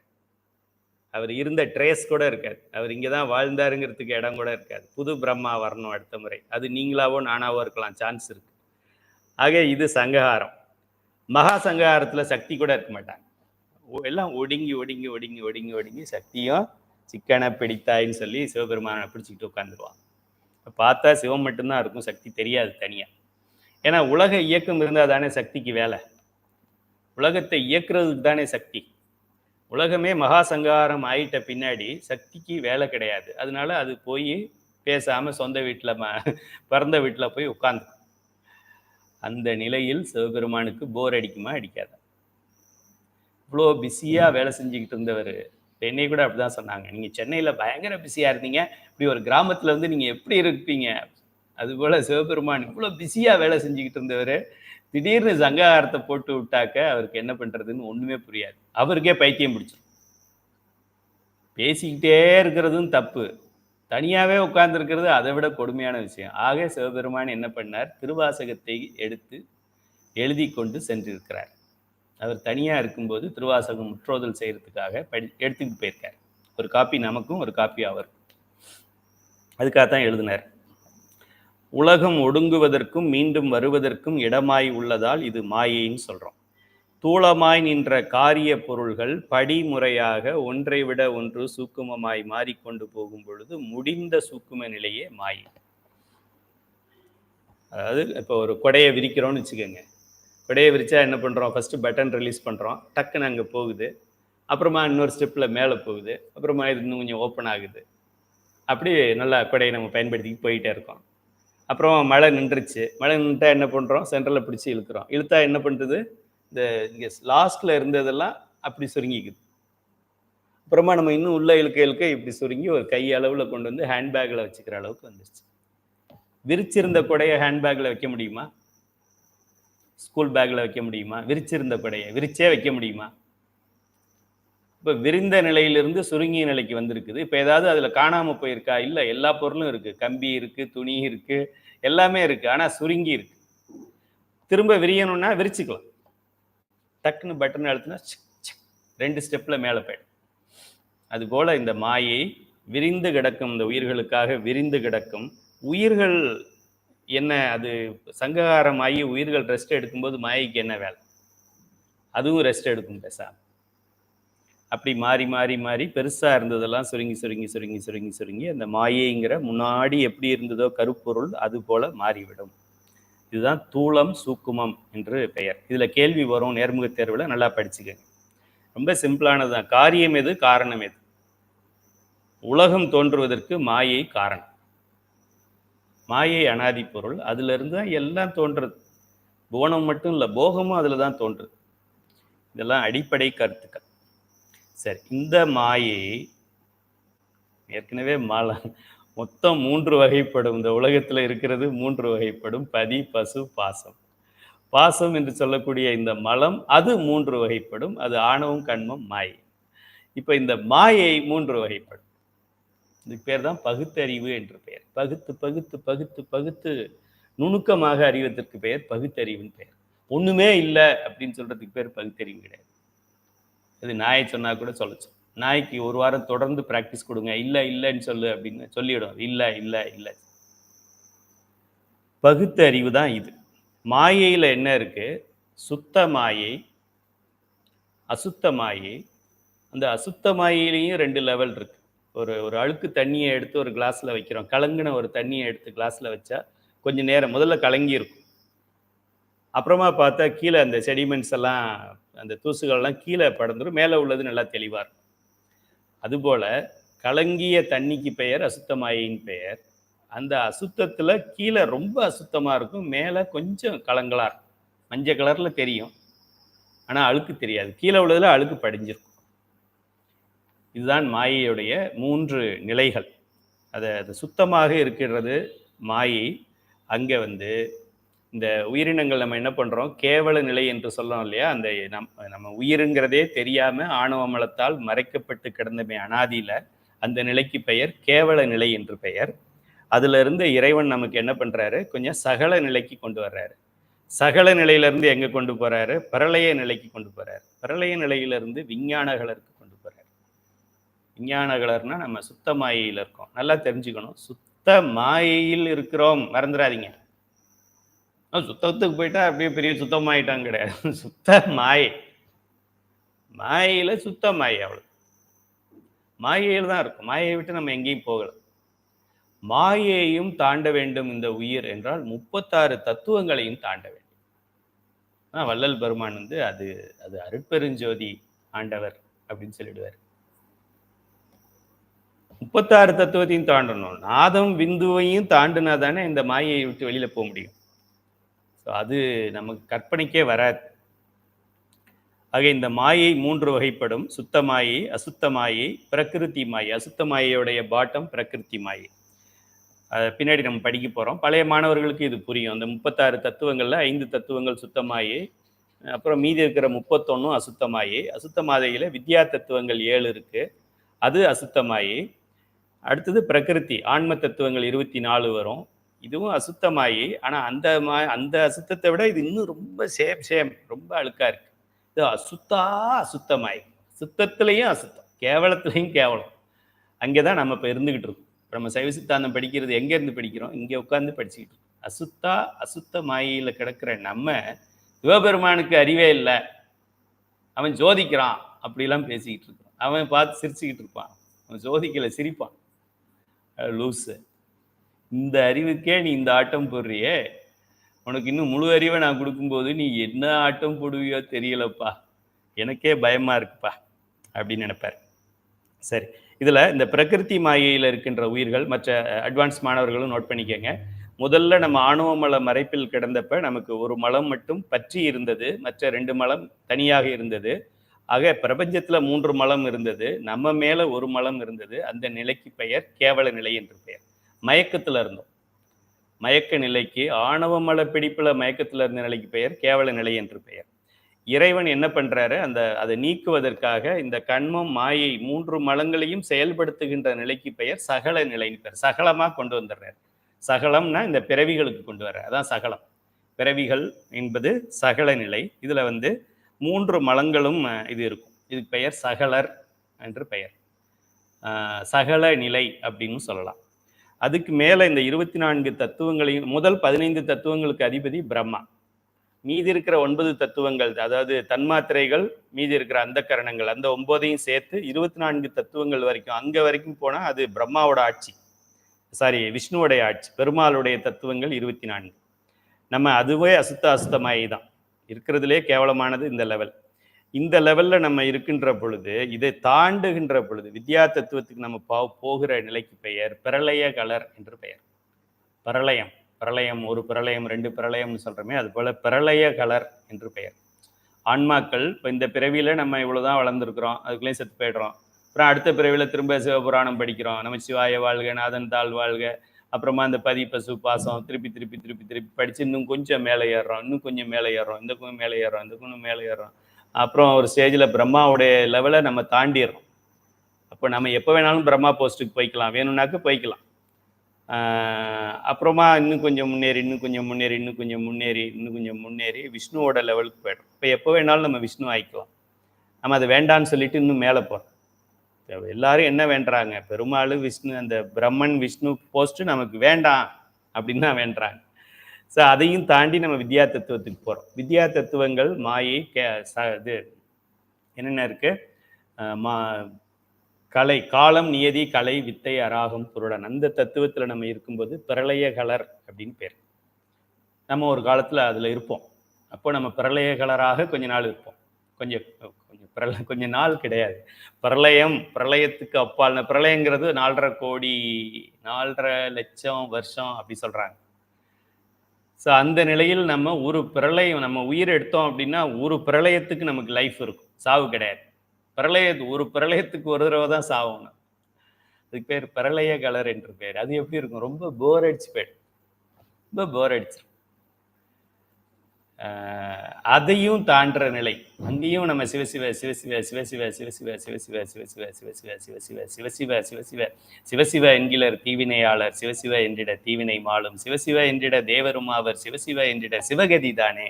அது சிவசிவ சிவசிவன் சொல்ல சொல்ல சொல்ல சிவகதியாகிய நம்மளுடைய 3வது நிலை, அந்த நிலைக்கு பெயர் விஞ்ஞான கலர் என்று பெயர். அது அந்த சுத்தமாயிக்குள்ள போயிடும். சுத்தமாயில நாதம், விந்து, சதாசிவம், மகேஸ்வரம், சுத்த வித்தை அப்படின்னு ஒன்று இருக்குல்ல, அந்த வித்தை ஒன்று கிடையாது, அதுல நிறைய பேர் இருப்பாங்க. அந்த லெவலுக்கு நம்ம போவோம். அந்த லெவலுக்கு போனால் அதுக்கு பேர் விஞ்ஞான கலர் என்று பெயர். விஞ்ஞான கலருக்கு மேலே 36 தத்துவங்களை தாண்டிடுறோம். அதுக்கு மேலே என்ன இருக்குன்னு தெரில. இப்போ எங்கள் மொட்டை மாடியில் என்ன இருக்குது, மொட்டை மாடிக்கு போனால் தான் தெரியும். மொட்டை மாடின்னு ஒன்று இருக்குது, ஏன் சொல்கிறேன், ஆர்சிசி ரூஃப் இருக்குது, அதனால மாடின்னு ஒன்று இருக்குது அப்படின்னு நினச்சிக்கிறோம் நம்ம. ஆக இந்த 4 நிலைகளை நன்றாக ஞாபகம் வைத்துக் கொள்ளவும். ஒரு மலத்துடன் கூடியிருக்கின்ற ஆரம்ப நிலை, உயிருக்கு அறிவு இருக்கிறதே தெரியாத அந்த நிலை, அனாதி நிலைக்கு பெயர் கேவல நிலை. இப்போ உயிரை ஆணவ மலம் மட்டும் பற்றி இருந்தது, மற்ற 2ம் வேற எங்கேயோ இருந்தது, நமக்கு தெரியாது. நமக்கு ஆணவ மலம் இருக்கிறதே தெரியாது, அது 2ம் எங்கே இருந்துச்சுன்னு நமக்கு எங்கே தெரியும், சிவபெருமானுக்கு மட்டும்தான் தெரியும். சிவபெருமான் அது 2ஐயும் கூட்டிட்டு வந்து நம்மளோட சேர்த்து இப்போ ஒரு மலத்தில் இருந்தவனை 3 மலக்காரன் ஆக்கிட்டார். இதுதான் அவர் நமக்கு செஞ்ச பெரிய உதவி. ஒரு மலத்தில் கஷ்டப்பட்டுக்கிட்டு இருந்தவனுக்கு இப்போ 3 மலத்தை கூட்டி வச்சுட்டாரு. ஏதோ ஒரு காரணத்தால் தான் கூட்டியிருப்பார் இல்லையா, நமக்கு இருக்கிற அறிவு அவருக்கு இருக்காதா? ஸோ அப்படி 3 மலத்தை கூட்டிய நிலைக்கு பெயர் கேவலம் என்று பெயர். அந்த கேவலத்திலிருந்து நம்ம உயர்ந்து அடுத்து வித்யா தத்துவங்களுக்கு பிரளய கலராக நம்ம போகும்போது அங்கே என்ன இருக்கும், இந்த மாயையிலிருந்து நம்ம ரிலீஸ் ஆகிடும்.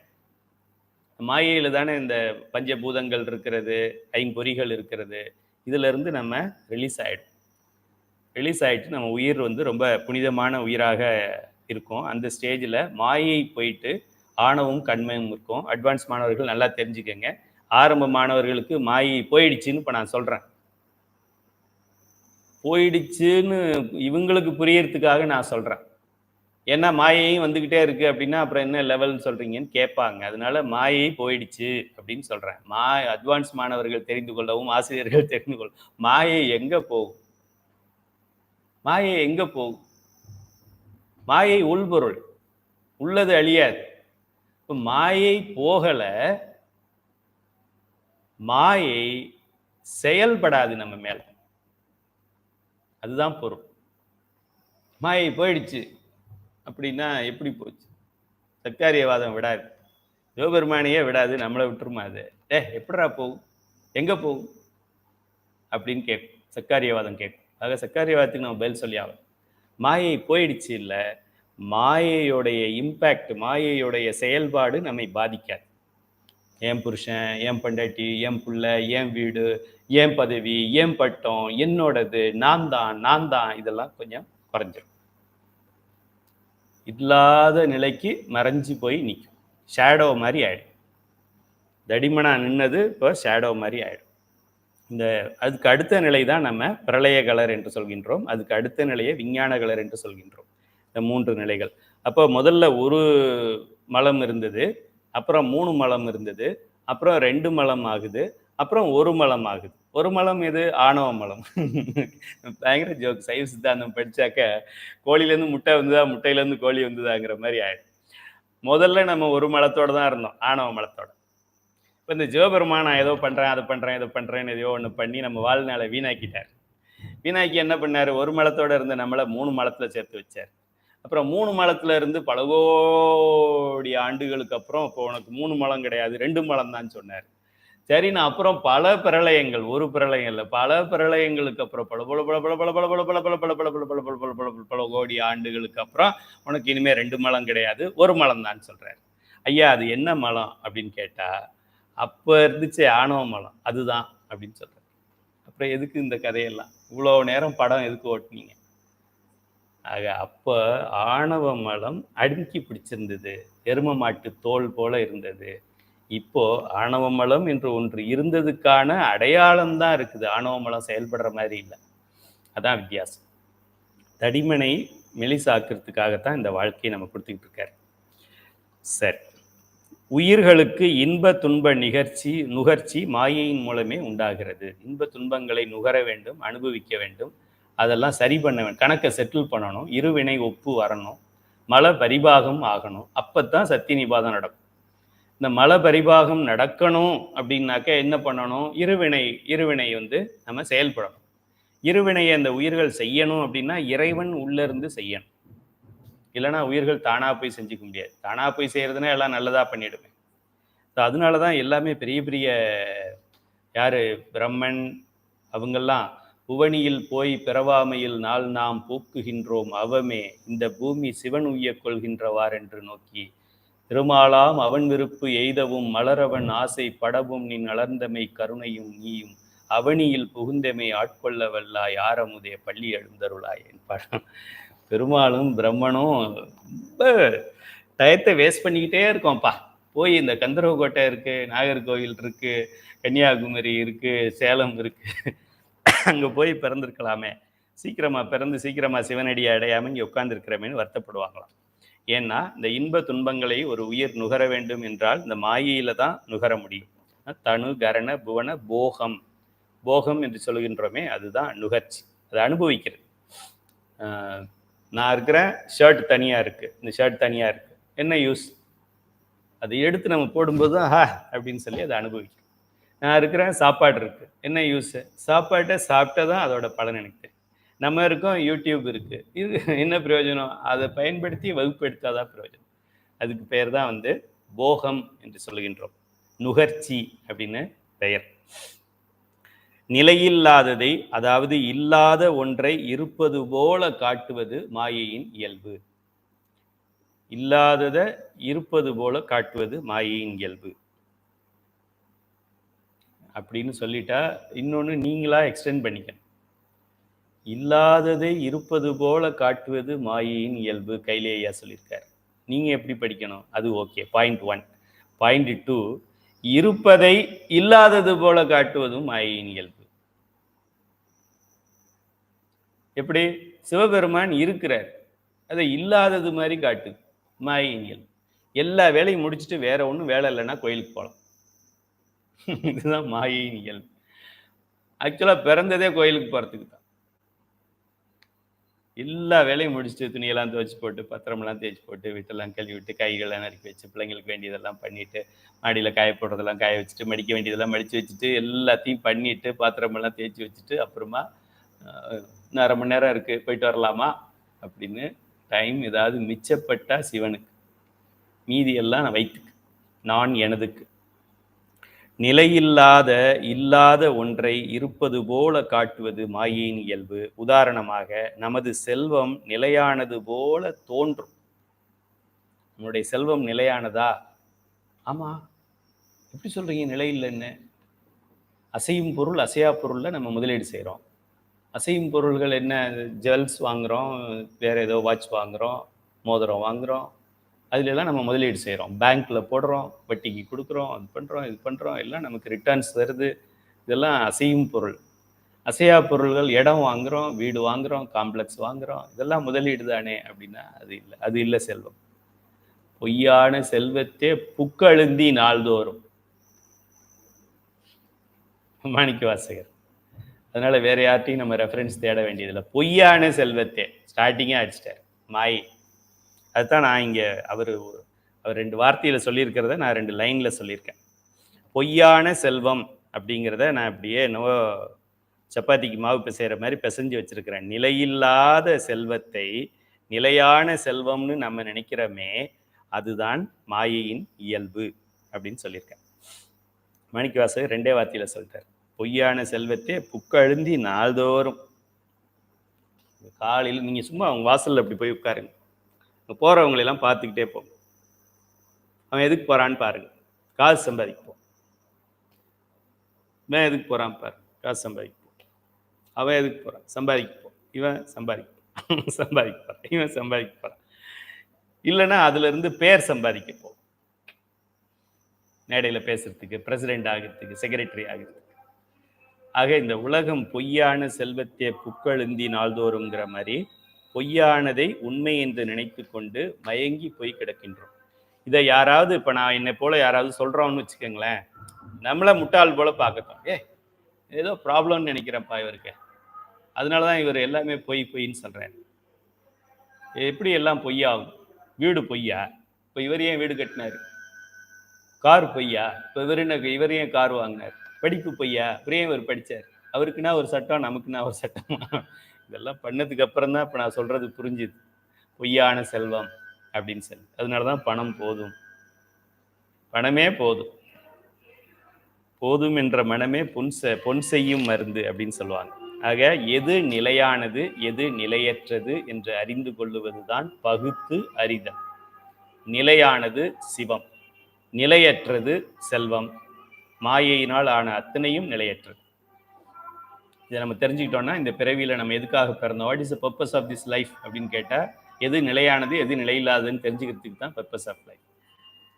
இறைவன் ஏன் 1 அறிவு 2 அறிவு 3 அறிவு 4 அறிவு 5 அறிவு இருக்கிற பல ஜீவராசிகளை விட்டுட்டு நமக்கு 6வது அறிவாகிய பகுத்தறிவை கொடுத்தாரு? எது நிலையானது எது நிலையற்றதுன்னு தெரிஞ்சுக்கிறதுக்கு தான். சுந்தரமூர்த்தி சுவாமிகள் எதை பற்றி பாடியிருக்கிறாரு? எது நிலையானது எது நிலையற்றதுன்னு பாடியிருக்கிறார். திருஞான சம்பந்தர் என்ன பண்ணாரு? எது நிலையில்லாததுங்கிறத சொல்லியிருக்கிறார், எது நிலையானதுன்னு சொல்லியிருக்காரு. மாணிக்கவாசகர் என்ன சொன்னார்? நிலையானது எது நிலையற்றது எதுன்னு சொன்னார். வேற யார்ப்பா? அப்பர் சுவாமிகள் என்ன சொன்னார்? நிலையானது எது நிலையற்றது எதுன்னு சொல்லியிருக்கிறார். வேற உங்களுக்கு வேற யார் தெரியும்? பட்டினத்தார் என்ன சொன்னார்? நிலையானது எது நிலையற்றது எது சொன்னார். தாய்மானவர் என்ன சொன்னார்? நிலையானது எது நிலையற்றது சொன்னார். ஆக நிலையானது எது நிலையற்றது எது தெரிந்து கொள்வதுதான் அறிவு. அதுதான் பகுத்து அறிவு. நிலையானது சிவம், நிலையற்றது மற்ற எல்லாம். ஆணவ மலத்தால் அறிவு மறைக்கப்பட்டு கிடக்கும் உயிர்களுக்கு அறிவை விளங்கச் செய்ய வேண்டும் என்று விரும்பினான் சிவபெருமான். இதுதான் அவனுடைய ஒப்பற்ற கருணை, அவனுடைய முதல் விருப்பம், கடைசி விருப்பம். விருப்பமே இல்லாதவன் ஒரு விருப்பப்பட்டான். யாருக்காகப்பட்டான்? அவங்களுக்கு எனக்கும் பட்டான். இங்க சுத்தினாலும் இந்த பிரபஞ்சத்துல எது எங்க எந்த மூளையில ஒரு கொசு சவுண்டு கொடுத்தாலும் அது உங்களுக்கும் எனக்கும் தானே தவிர வேற எதுவும் கிடையாது. ஏன் மழை வருது? நமக்காகத்தான் வருது. ஏன் குளிர் வருது? நமக்காகத்தான் வருது. ஏன் இதுல இருந்து ஒரு பூமியை நோக்கி கல் வருது? நமக்காகத்தான் வருது. நமக்காகத்தான் எல்லாமே வந்தது. நமக்காகத்தான் பார்வதி வந்தது, விநாயகர் வந்தது, முருகன் வந்தது, வள்ளி வந்தது, தெய்வானை வந்தது, அப்புறம் மற்ற 640 தேவர்கள் எல்லாம் வர்றாங்க. கோள்கள் வந்தது, சூரியன் வந்தது, சந்திரன் வந்தது, செவ்வாய் தோஷம் வந்தது, பிளானட்ஸ் வந்தது, சோலார் சிஸ்டம் வந்தது, மில்கி வே வந்தது, பிளாக் ஹோல் வந்திருக்கு. எது வேணாலும் வரும். அனைத்தும் உங்களுக்கும் எனக்கும் மட்டுமே. நம்மை போன்ற உயிர்களுக்காக பண்ணுது. எவ்வளோ பெரிய கருணையாளன் பாருங்க. இதுக்காக நம்ம அவனுக்கு என்ன செய்ய போகிறோம்? ஒரு வேலையும் இல்லைன்னா 1/2 மணி நேரம் கோயிலுக்கு போயிட்டு வரும். அதுவும் போகும்போது எல்லா கதைகளையும் பேசிக்கிட்டு போயிட்டும், வரும்போது எல்லா கதையும் பேசிக்கிட்டு, விளக்கேற்றும் போது வேற யாராவது ஒருத்தரை பற்றி பேசிக்கிட்டு, இதுவா நம்ம அவனுக்கு செய்கிற நன்றி கடன்? சிவபெருமானுடைய ஒப்பற்ற கருணையை நினைச்சா பேசாம அழுதுகிட்டே உட்கார்ந்துருக்க வேண்டியதுதான். முல்லை முள்ளாலே எடுப்பது போல ஆணவ மலத்தை போக்க கண்மம் மாயை ஆகிய மலங்களை தன்னுடைய சக்தியின் மூலம் உயிருக்கு கூட்டுகிறான் கருணை கடவுளாகிய சிவபெருமான். முல்லை முள்ளாலே எடுப்பது போல நானே ஒரு உதாரணம் சொல்லியிருக்கேன். ஏன்னா ஒரு மலத்தை எடுக்கிறதுக்கு 2 மலத்தை சேர்க்கிறாரு. மலத்தை எடுக்கிறதுக்கு மலம் இல்லாத ஒரு பொருளை தானே சேர்க்கணும். மலத்தை எடுக்கிறதுக்கு மலத்தை சேர்ப்பானா அவனாவது? ஏன்? அவருக்கு வேற வழி இல்லை. அந்த மலத்தை எடுக்கிறதுக்கு மீதி இருக்கிறது 2, இன்னொன்று உயிரும் அவரும். அதனால உயிரோட அவர் சேர்ந்துக்கிட்டாரு. அது பத்தாதுங்கிறதுனால மலத்தை சேர்த்துக்கிட்டாரு. ஆக முல்லை முள்ளாலே எடுப்பது போல ஆணவ மலத்தை போக்க கண்மம் மாயை ஆகிய மலங்களை தன்னுடைய சக்தியின் மூலம் உயிருக்கு கூட்டுகிறான் கருணை கடவுளாகிய சிவபெருமான். மாயையிலிருந்து தோன்றும் உலகப் பொருள்களை உயிர்கள் அனுபவித்து அறிவு வளர்ச்சி பெற்று, அனுபவி, ஆடுறா ராஜா ஆடுறா, பாடுறா ராசா பாடுறா அப்படின்னு கொடுக்கறதெல்லாம் எதுக்கு? அனுபவத்தை பெறுவதற்காகத்தான். அறிவு வளர்ச்சி, அனுபவம் பெற்றால் என்ன வரும்? நிலையான வளர்ச்சி. அறிவு நிலையான வளர்ச்சி பெறும். அறிவு வளர்ச்சி பெற்று, இப்போ நான் மலேசியா சென்று வந்தேன் என்று சொன்னேன். மலேசியாவில் அப்படி இப்படி அப்படிலாம் முன்னாடி நான் கேள்விப்பட்டிருக்கிறேன். நான் மலேசியா போயிருக்கேன், ஒன்றும் புதுசு இல்லை. என்னுடைய அலுவலக பணிக்காக போயிருக்கேன், பல முறை போயிருக்கேன், 15 முறை போயிருக்கேன். காலையில் மலேசியா போயிட்டு அங்கே போய் ஒரு கையெழுத்து போட்டுட்டு சாயங்காலம் ரிட்டர்ன் வந்திருக்கிறேன். அப்போ போன நோக்கம் வேற, அப்போ போன வேலை வேற. போனோமா அங்கே துரைசாமி இந்தியா அப்படின்னு ஏர்போர்ட்டில் யாராவது நிற்பாங்க. அவங்கள்ட்ட போய் நம்ம பெட்டியை கொடுத்தோன்னா அவங்க காரில் கூட்டிகிட்டு போவாங்க, ஹோட்டலில் தங்க வைப்பாங்க. அப்புறம் இன்னொரு காரு துரைசாமி இந்தியான்னு வரும், அதில் ஏறணுன்னா எங்கேயாவது கூப்பிட்டு போவாங்க, கையெழுத்து போட சொல்லுவாங்க, கொஞ்ச நேரம் பேச சொல்லுவாங்க. அப்புறமா திரும்ப ரூமுக்கு வருவோம், திரும்ப ஏர்போர்ட்டில் கொண்டு விட்டுருவாங்க. அப்படி தான் முன்னாடி போயிருக்கேன். இப்போ போனது மேன்மைகோள் சைவ நீதி விளங்குக உலகம் எல்லாம்ங்கிறதுக்காக போனது. இப்போ நம்ம போகும் பொழுது இந்த அனுபவங்கள், மலேசியாவில் இப்படிலாம் இருக்குதா அப்படின்னு அங்கே போய் அதை அனுபவிக்கும் போது தான் நமக்கு தெரியுது. அதுக்கு முன்னாடி நான் பாடத்தில் படிச்சிருந்தேன்னா எனக்கு தெரியாது. அப்போ தெரியறதை விட இப்போ தெரியறது நிஜம். நான் நல்லா திருந்திட்டேன். சமய கல்விங்கிறது கட்டாயம் அப்படிங்கிறத தெரிஞ்சுக்கிட்டு திருந்திக்கிட்டு இருக்கேன். நான் போகிறதுக்கு முன்னாடி அவ்வளோ இது இல்லை. அப்படி கூட ஒன்று இருக்குது, சமய கல்வியெல்லாம் நடத்துவாங்களாம், மாரல் இன்ஸ்ட்ரக்ஷன் சொல்லி வீக்லி ஒன்ஸ் ஒரு 45 மினிட்ஸ் ஒரு பீரியடுக்கு ஒதுக்குறாங்களாம். அப்படி தான் படிச்சிருக்கோம். இப்போ ஒதுக்குறாங்க அப்படிங்கிறத நம்ம பார்த்துட்டு வந்திருக்கோம். இந்த உயிருக்கு ஆணவமலம் போயிடுச்சான் அப்படின்ற மாதிரி சிவபெருமான்கிட்ட போச்சுன்னா திரும்ப ஆணவமலம் வந்துருச்சான்னு சொல்லி கீழே வந்துடும். ஆக இது நல்ல அனுபவத்தை கொடுத்து அதுவே உணர்ந்து, சரி சாமி எனக்கு எல்லாம் போதும், இனிமே நீ தான் வேணும் அப்படின்னு அதுவா சொல்ற வரைக்கும் வச்சுக்கிட்டு இருப்பார். நம்மளா சொல்லணும், போதும் சாமி போதும். சுந்தரர் சொன்னார், போதும் சாமி. மாணிக்க வாசகர், போதும் சாமி. இது திருஞான சம்பந்தர், போதும் சாமி. அம்மி மிதிக்கிறது அருந்ததி பார்க்கறது எல்லாம் வேண்டாம் சாமி. அப்பர் பெருமான், போதும் சாமி. எல்லாரும் போதும் சாமின்னு சொன்னாங்க. யார்? அருளாளர்கள், சிவபெருமானுடைய நேரடி கண்ட்ரோல்ல இருந்து இயங்கி கொண்டிருக்கின்றவர்கள் இந்த உலக வாழ்க்கை போதும்னு சொல்றாங்க. நீங்களும் நானும் இன்னும் வேணும்னு சொல்றோம். பேரனுக்கு ஒரு கல்யாணத்தை பண்ணிட்டு அவனுக்கும் ஒரு ஆம்பளை பிள்ளை பிறந்துருச்சுன்னா அதை பார்த்துட்டு அப்புறம் போய்க்கலாம், அப்புறம் பார்க்கலாம் அப்படி இருக்கிறோம் நம்ம. ஆனா சுந்தரமூர்த்தி சாமிகள் என்ன சொல்றாரு? மகாராஜாவாக நின்றுட்டு இருக்கும்போது அஞ்சை காலத்துல போதும் சாமி, போதும். ஆக சிவபெருமான் என்ன பண்றாரு? மாயையில் தோன்றும் உலக பொருள்களை தோன்றவித்து அதை உயிர்கள் அனுபவித்து அறிவு வளர்ச்சி பெற்று ஒரு நிலையில் உலக பொருள்கள் நிலையற்றவை. எதுக்கு மாயையில பாடம் நடத்துறாங்க? நிலையில்லாத ஒண்ணுல பாடம் நடத்தினதான் அது நிலை இல்லாததுன்னு தெரியும். இப்ப நிலையில்லாததுங்கிறத முதல்ல காமிச்சு அதுல நம்ம அடிபட்டு இது நிலையில்லாதது, வேற ஏதாவது நல்லது இருக்கா அப்படின்னு தேடும் பொழுது இந்த மாதிரி ஒரு நல்லது இருக்கு அப்படின்னு சொன்னா நம்ம ஏத்துக்குவோம். அது இல்லாம முன்னாடியே அந்த நல்லதை காட்டினாக்க நம்ம ஏத்துக்க மாட்டோம். அதுக்கு நம்ம பாடத்துல சில உதாரணங்கள்லாம் கொடுத்துருக்கேன், பின்னாடி வருதுன்னு நினைக்கிறேன். ஸோ அது போல நிழலின் அருமை வெயிலில் தெரியும்னு ஒரு பழமொழி சொல்லுவாங்க. நிழல் இருக்கு, நிழல் இருக்கு, நிழல் இருக்குன்னா அது நமக்கு ஒரு இதாகவே இன்ட்ரெஸ்டிங்காகவே இருக்காது. எல்லா இடத்துலையும் தான் நிழல் இருக்கு, என்ன பெருசா நிழல் இருக்கு, நிழல் இருக்கு. நல்லா வெயில்ல சுடும்போது காலில் செருப்பு கிடையாது, தலையில படிக்குது, இந்த மாதிரி நேரடியாக மூளைக்குள்ள வெயில் போகும்போது அப்படியே ஓடி போயிட்டு எங்கேயாவது ஒரு இடத்துல சும்மா ஒரு ஒரு ஷெட்டோட நிழல்ல அப்படி நின்னுக்கிறோமே, அந்த நிழலுடைய அருமை இந்த வெயில்ல தான் நமக்கு தெரியும். அது இல்லைன்னா தெரியாது. ஆக இந்த இன்பம், பேரின்பம், சச்சிதானந்தம், அந்த பேரின்பத்தோடைய அருமை எப்ப தெரியும்? இந்த சிற்றின்பத்தை அனுபவிச்சு அனுபவிச்சு இது ஐயோ சாமி போதும், இது நேற்று காலையில இன்பமா இருந்தேன், மத்தியானம் 1 மணிக்கு ஃபோன் வந்துச்சு போயிடுச்சு, என் இன்பம் எல்லாம் போயிடுச்சு. ஃபோன் வந்தது, இன்பம் வந்தது, ஃபோனை கட் பண்ண உடனே இன்பம் போயிடுச்சு. ஆக நேற்று இன்பமா இருந்தது, இன்னைக்கு துன்பமா இருக்கு. சாயங்காலம் திரும்ப இன்பம் வருது, நாளைக்கு என்ன வருமோ தெரியல. ரெண்டுமே வரலாம், ஒன்று மட்டும் வரலாம், நாளன்னைக்கு மாற்றி மாற்றி வரலாம். ஆனால் ஒன்று மட்டும் தொடர்ந்து இல்லைங்கிறது மட்டும் தெரியுது. ஒன்று மட்டும் தொடர்ந்து எங்கே இருக்கும்? இன்பமே என்னாலும் அப்படிங்கிறது சிவபெருமான்கிட்ட மட்டும்தான் இருக்கும். ஆக நாம் அதை தேட வேண்டும் அப்படிங்கிற ஒரு நிலையை நாமே இறைவன்கிட்ட நம்ம சொல்லணும். இது போதும் சாமி அப்படின்னு சொல்ற நிலை வரைக்கும் இதுல போட்டு கும்மு கும்முன்னு கும்மி அடி அடின்னு அடிச்சு துவைன்னு துவைச்சு அம்மா நம்மளை பக்குவப்படுத்துறாங்க. இந்த உலக பொருள்கள் நிலையற்றவை, இதனால் கிடைக்கும் இன்பம் நிலையற்றது, இது சிற்றின்பம். அப்படியானால் நிலையான பொருள் எது?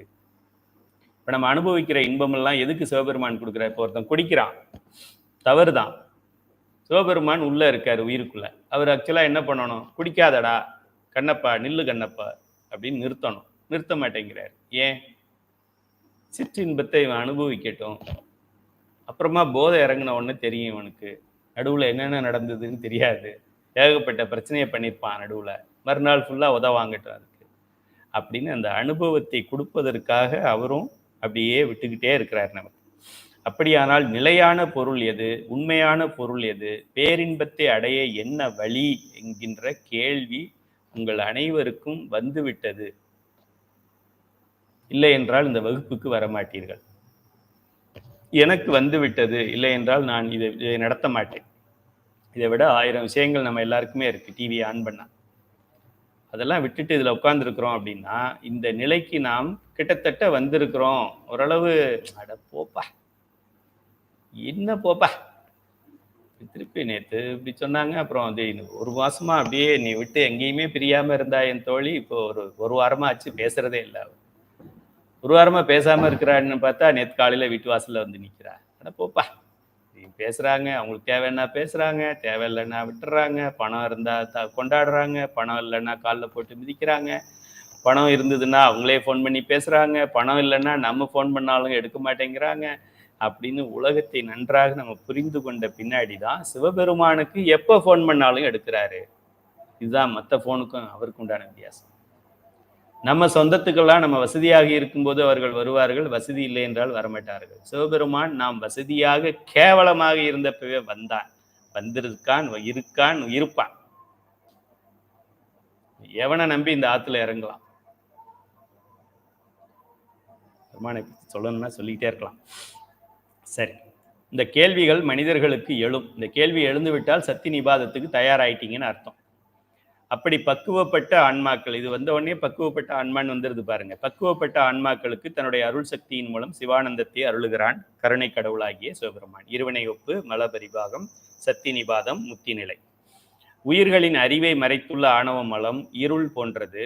மாயையின் பொருள்களாகிய நம் உடல், உலகம், உலக பொருள்கள் எல்லாம் விளக்கு போன்றவை. தனு, கரண, புவன, போகம் எழுதிக்கங்க. அதுதான் நான் உடல், உலகம், உலக பொருள்கள். உடல் அப்படின்னு சொன்னதுல உடல், உடல் கருவிகள் அதையும் சேர்த்துக்கலாம். அதுல உடல், உடல் கருவிகள், உலகம், உலக பொருள்கள் எல்லாமே விளக்கு போன்றவை. இதெல்லாம் எதுக்காக இறைவன் கொடுத்தான்? இருட்டுல இருக்கிற நமக்கு இருட்டிலிருந்து நம்மை போக்கணும் அப்படின்னா இன்னொரு இருட்டை கொடுத்தா இருட்டுல இருந்து போக்க முடியுமா? சிவபெருமான் என்ன அவ்வளவு முட்டாள? ரொம்ப ஒரு மாதிரி காரமா இருக்கு, வத்த குழம்பு சாப்பிட்டது நாக்கெல்லாம் எரியுது அப்படின்னா என்ன, வாயில ஏதாவது ஒன்று எடுத்து போடுவோம்ல, ஏதாவது ஒரு சுகர் இருந்தா போடுவோம், ஒரு சாக்லேட் போடுவோம், வேற பொட்டுக்கடலையாவது அள்ளி போடுவோம். அதுக்கு மாற்று தான் ஒன்று போடுவோமே தவிர நாக்கு ரொம்ப காரமா இருக்கு சாம்பார் இது குழம்பு, அதனால இன்னும் கொஞ்சம் வத்த குழம்பு ஊத்துங்க அப்படின்னா குடிப்போம். ஆக இருளாக இருக்கு இந்த ஆணவ மலம் அப்படின்னா அதை நீக்குவதற்கு ஒன்றை பெருமான் கொடுக்கிறான் என்றால் அதுக்கு பேரு மலமாக இருந்தாலும் அதோடைய செயல் வெளிச்சத்தை கொடுக்கக்கூடியது.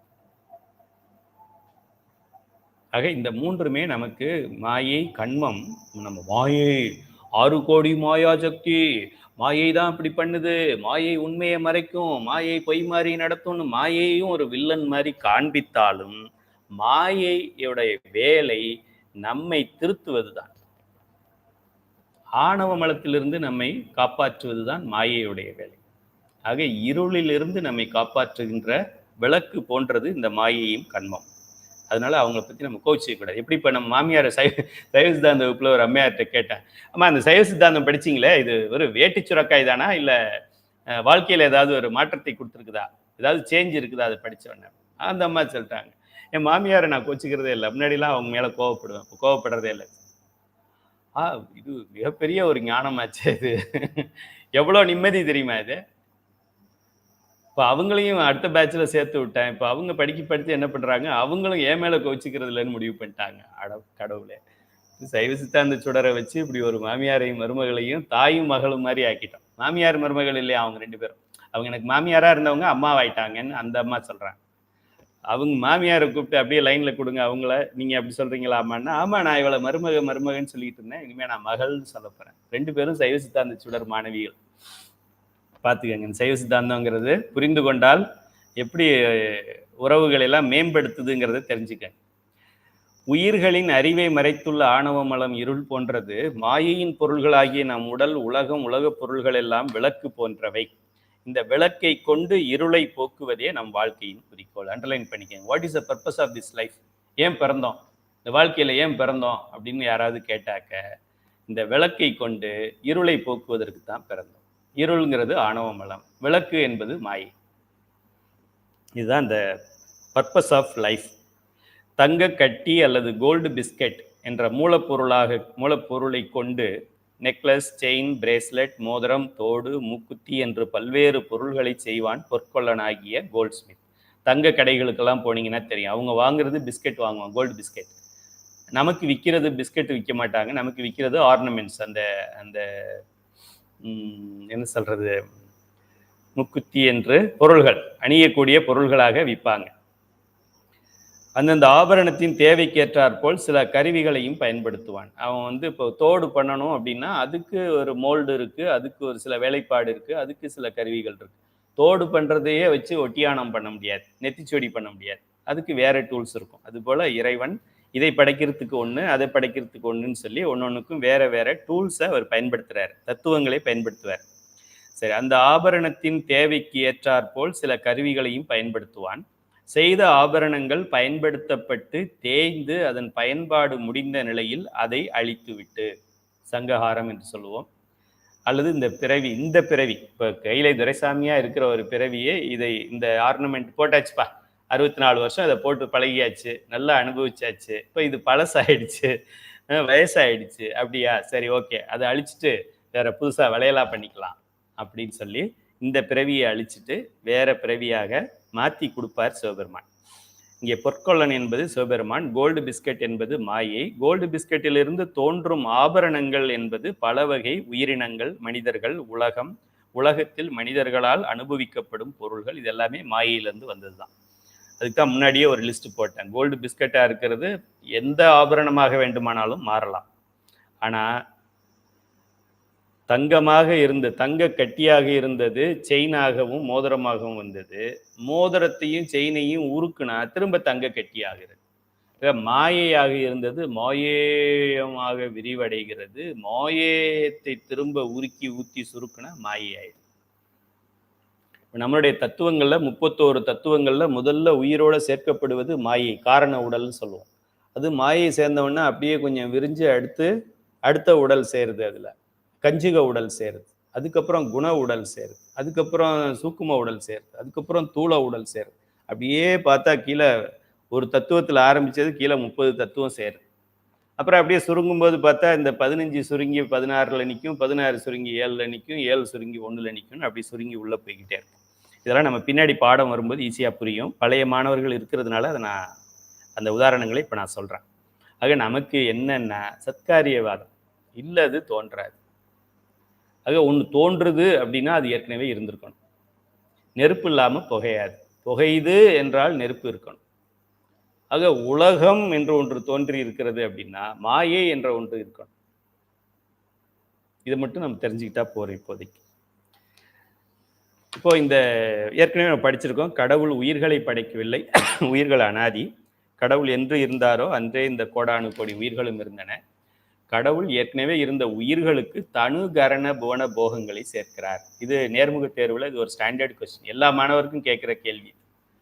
நான் சொன்னா என்னது நான் உங்களை படைச்சது யாரு அப்படின்னு கேட்பேன். எல்லா கொஸ்டினையும் இங்கேயே நான் உங்களுக்கு லீக் பண்ணிடுறேன். உங்களை படைச்சது யாருமா அப்படின்னு கேட்பேன். என்னை படைச்சது சிவபெருமான் அப்படின்னு சொல்லுவாங்க. கிடைச்சா உன்னையெல்லாம் சிவபெருமான் படைக்கும். உன்னைன்னா உயிரை சிவபெருமான் படைச்சாரா அப்படின்னு உடனே அவங்களுக்கு இன்னும் பதஷ்டம் ஜாஸ்தி ஆயிடும். இல்ல இல்ல இல்ல இல்ல இல்ல இல்ல உடல் அனாதி, அது அன்றே இருந்தது. உயிரை சிவபெருமான் நமக்காக படைத்தார். ஐயோ, இந்த நேர்முக தேர்வு நடத்தும் போது அவங்க சொல்ற பதில கேட்டு கேட்டு எனக்கே சைவ சித்தாந்தம் மறந்து போயிடும்.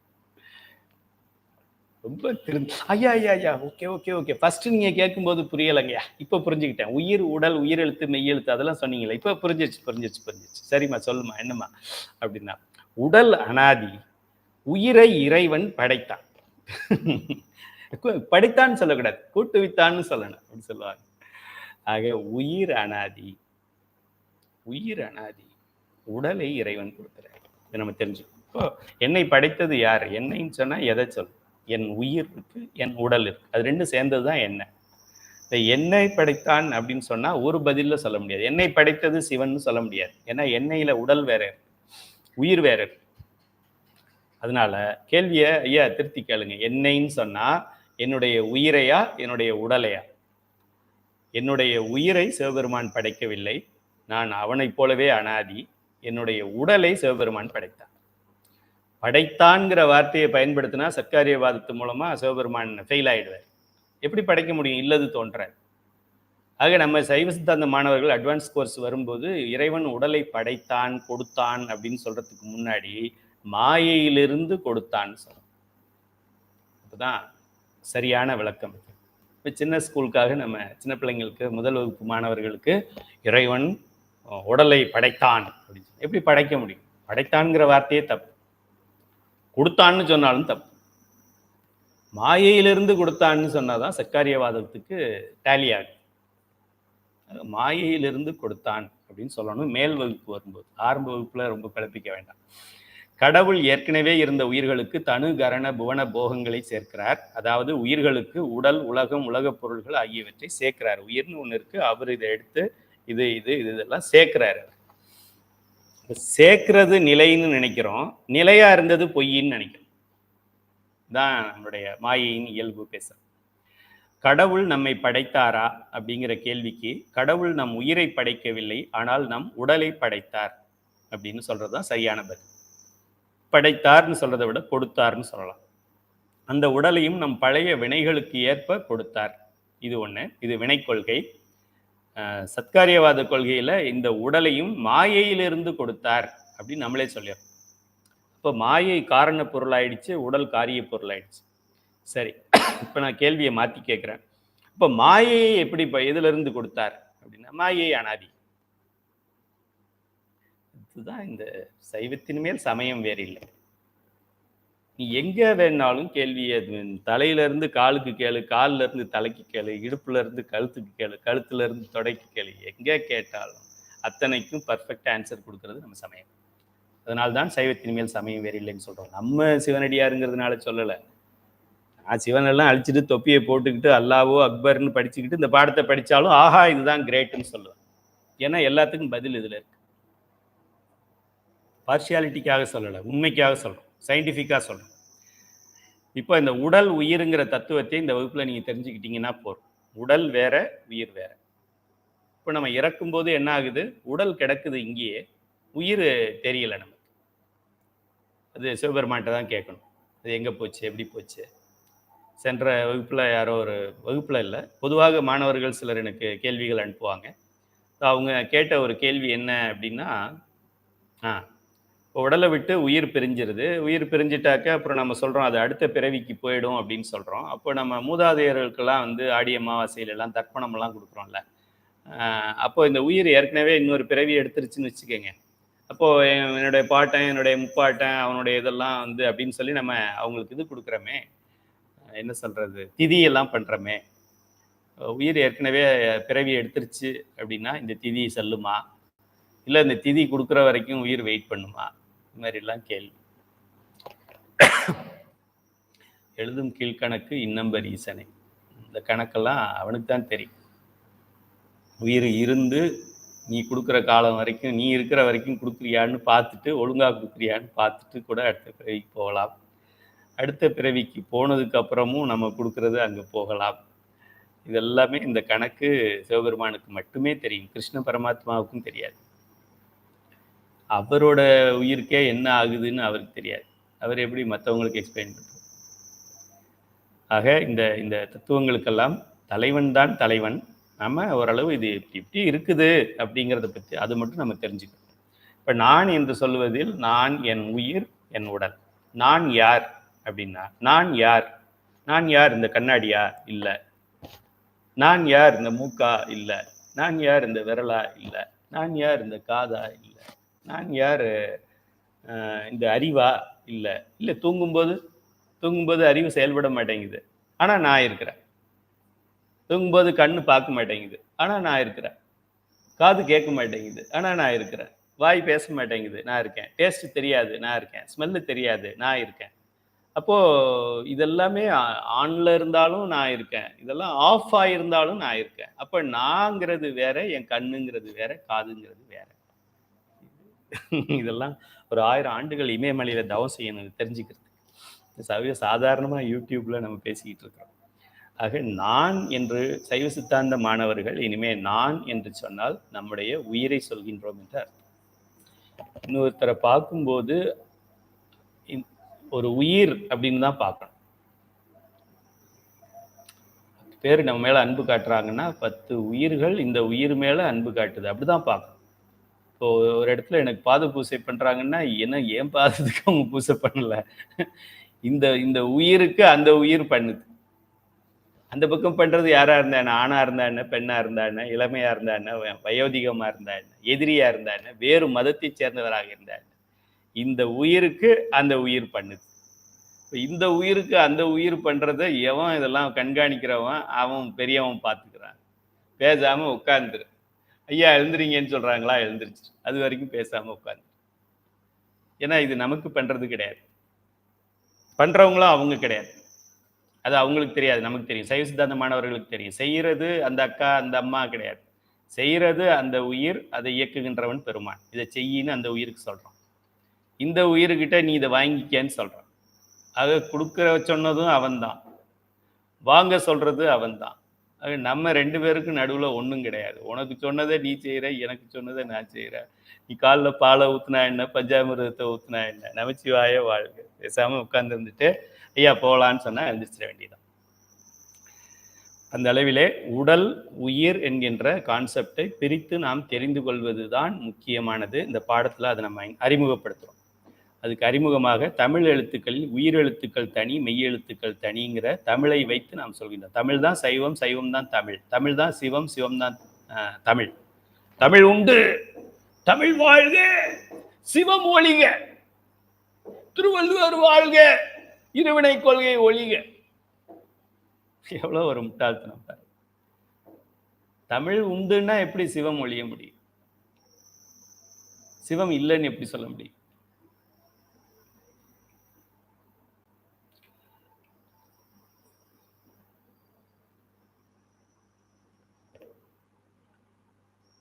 உயிரெழுத்து மெய்யெழுத்து, தமிழோட அமைப்பே அது மாதிரி இருக்கு. உயிர் எழுத்துக்கள் என்ன, அ ஆ இ ஈ உக்கு, அதெல்லாம் உயிர் உள்ள எழுத்துக்கள். மெய் எழுத்துக்கள் என்ன, உடல் உள்ள எழுத்துக்கள். இக்கு இங்கு இச்சு இங்கு இட்டு. ஆக இந்த இக்கு பிளஸ் ஆ அது ரெண்டையும் கூட்டினா க, இக் அ க. க ஞ ச ஞ ட ஞ த ந ப ம ய ர ல வ ல ல அப்படின்னு சொல்லி அது உயிர் மெய் எழுத்துக்களாக போயிட்டு. அதுதான் இப்போ நம்ம மனிதர்கள் அப்படின்னு சொன்னா என்ன, உயிர் மெய் எழுத்துக்கள். மனிதர்கள்னா உயிர்மெய் எழுத்துக்கள். உயிர்மெய் எழுத்துக்கள்னா உயிரெழுத்து இருக்கு, மெய்யெழுத்து இருக்கு, ரெண்டும் சேர்ந்தது தான் உயிர்மெய் எழுத்து. உயிர்மெய் எழுத்தை இப்ப க பிரிங்க அப்படின்னா இக்கு கூட்டல் அ. சரி, கோ அப்படின்னா இக்கு கூட்டல் ஓ. பை இப்பு கூட்டல் ஐ. இப்படி பகுத்து அறியக்கூடியதுக்கு பெயர், அறியக்கூடியவனுடைய அறிவுக்கு பெயர் பகுத்து அறிவு, பகுத்தறிவாளன். கை இல்லை, பை இல்லை, டை இல்லை, ஜோ இல்லை, சௌ இல்லை. இல்லை இல்லைன்னு சொல்றதுக்கு அறிவு எதுக்குட? கடவுள் இல்லை, உயிர் இல்லை, மதம் இல்லை, சமயம் இல்லை, நான் மட்டும் உண்டு. எனக்கு நீங்க போடுற ஓட்டு உண்டு. இதுக்கு பேரா பகுத்தறிவு? நகுத்தறிவு. உயிர் எழுத்து, மெய் எழுத்து, உயிர் மெய் அப்படி எழுத்துக்கள் தமிழ்ல இருக்கின்றது. இந்த காம்பினேஷன் மட்டும் தெரிஞ்சுக்கணும். 2 H2O நம்ம சொல்றோம், நீர், ஹைட்ரஜன், H2O. ஓன்னு போட்டா O1ன்னு அர்த்தம். ஒன்றுன்னா என்ன? 1 மடங்கு ஆக்சிஜனும் 2 மடங்கு ஹைட்ரஜனும் சேர்ந்தால் அது நீராகும். கொஞ்சம் ஒரு ஒரு கேஜி இல்லைன்னா 1 லிட்டர் ஆக்சிஜன் எடுங்க, ஒரு 2 லிட்டர்ஸ் ஹைட்ரஜன் எடுங்க, ரெண்டையும் ஒன்றா மிக்ஸ் பண்ணுங்க, தண்ணி கொட்டும். தண்ணியை பிரிக்கணும் அப்படின்னா ஆக்சிஜனை தனியாக ஹைட்ரஜனை தனியாக பிரிச்சுக்கலாம்.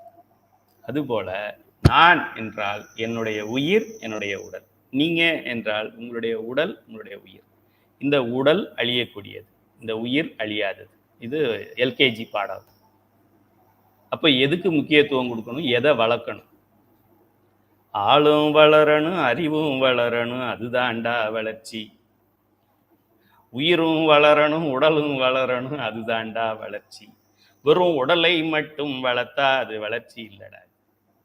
உயிர் வளரணும். உயிர் வளரணும்னா என்ன? சரியை, கிரியை, யோகம், ஞானம், பதி, பசு, பாசம் அப்படின்னு வளரணும்.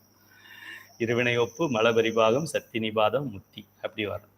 அதான் உயிர் வளர்றது. உடல் வளர்றது இல்லை, இது யாருக்கு வேணும்?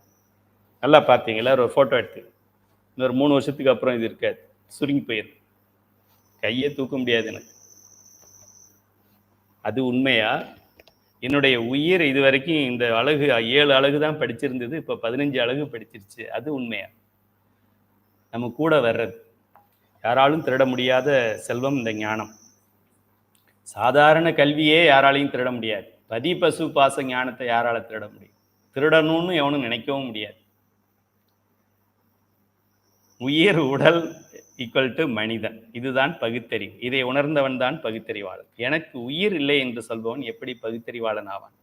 பகுத்தறிவாளனை கூப்பிட்டு உனக்கு உயிர் இருக்காடான்னு கேளு, அதுக்கும் இல்லைன்னு சொல்லுவான். பயங்கரமான ஜோக் அது. இல்லைன்னு சொல்லுவான். ஏன்னா அவன் பார்க்கலையா. தன்னையே அறியாதவன் தலைவனை எப்படி அறிவான் என்பது சான்றோர் வாக்கு. தனக்கு உயிர் என்ற ஒன்று இருக்கிறதே என்பதை தெரியாதவன் தனக்கு மேல் கடவுள் இருக்கிறார் என்பதை அறியவே முடியாது.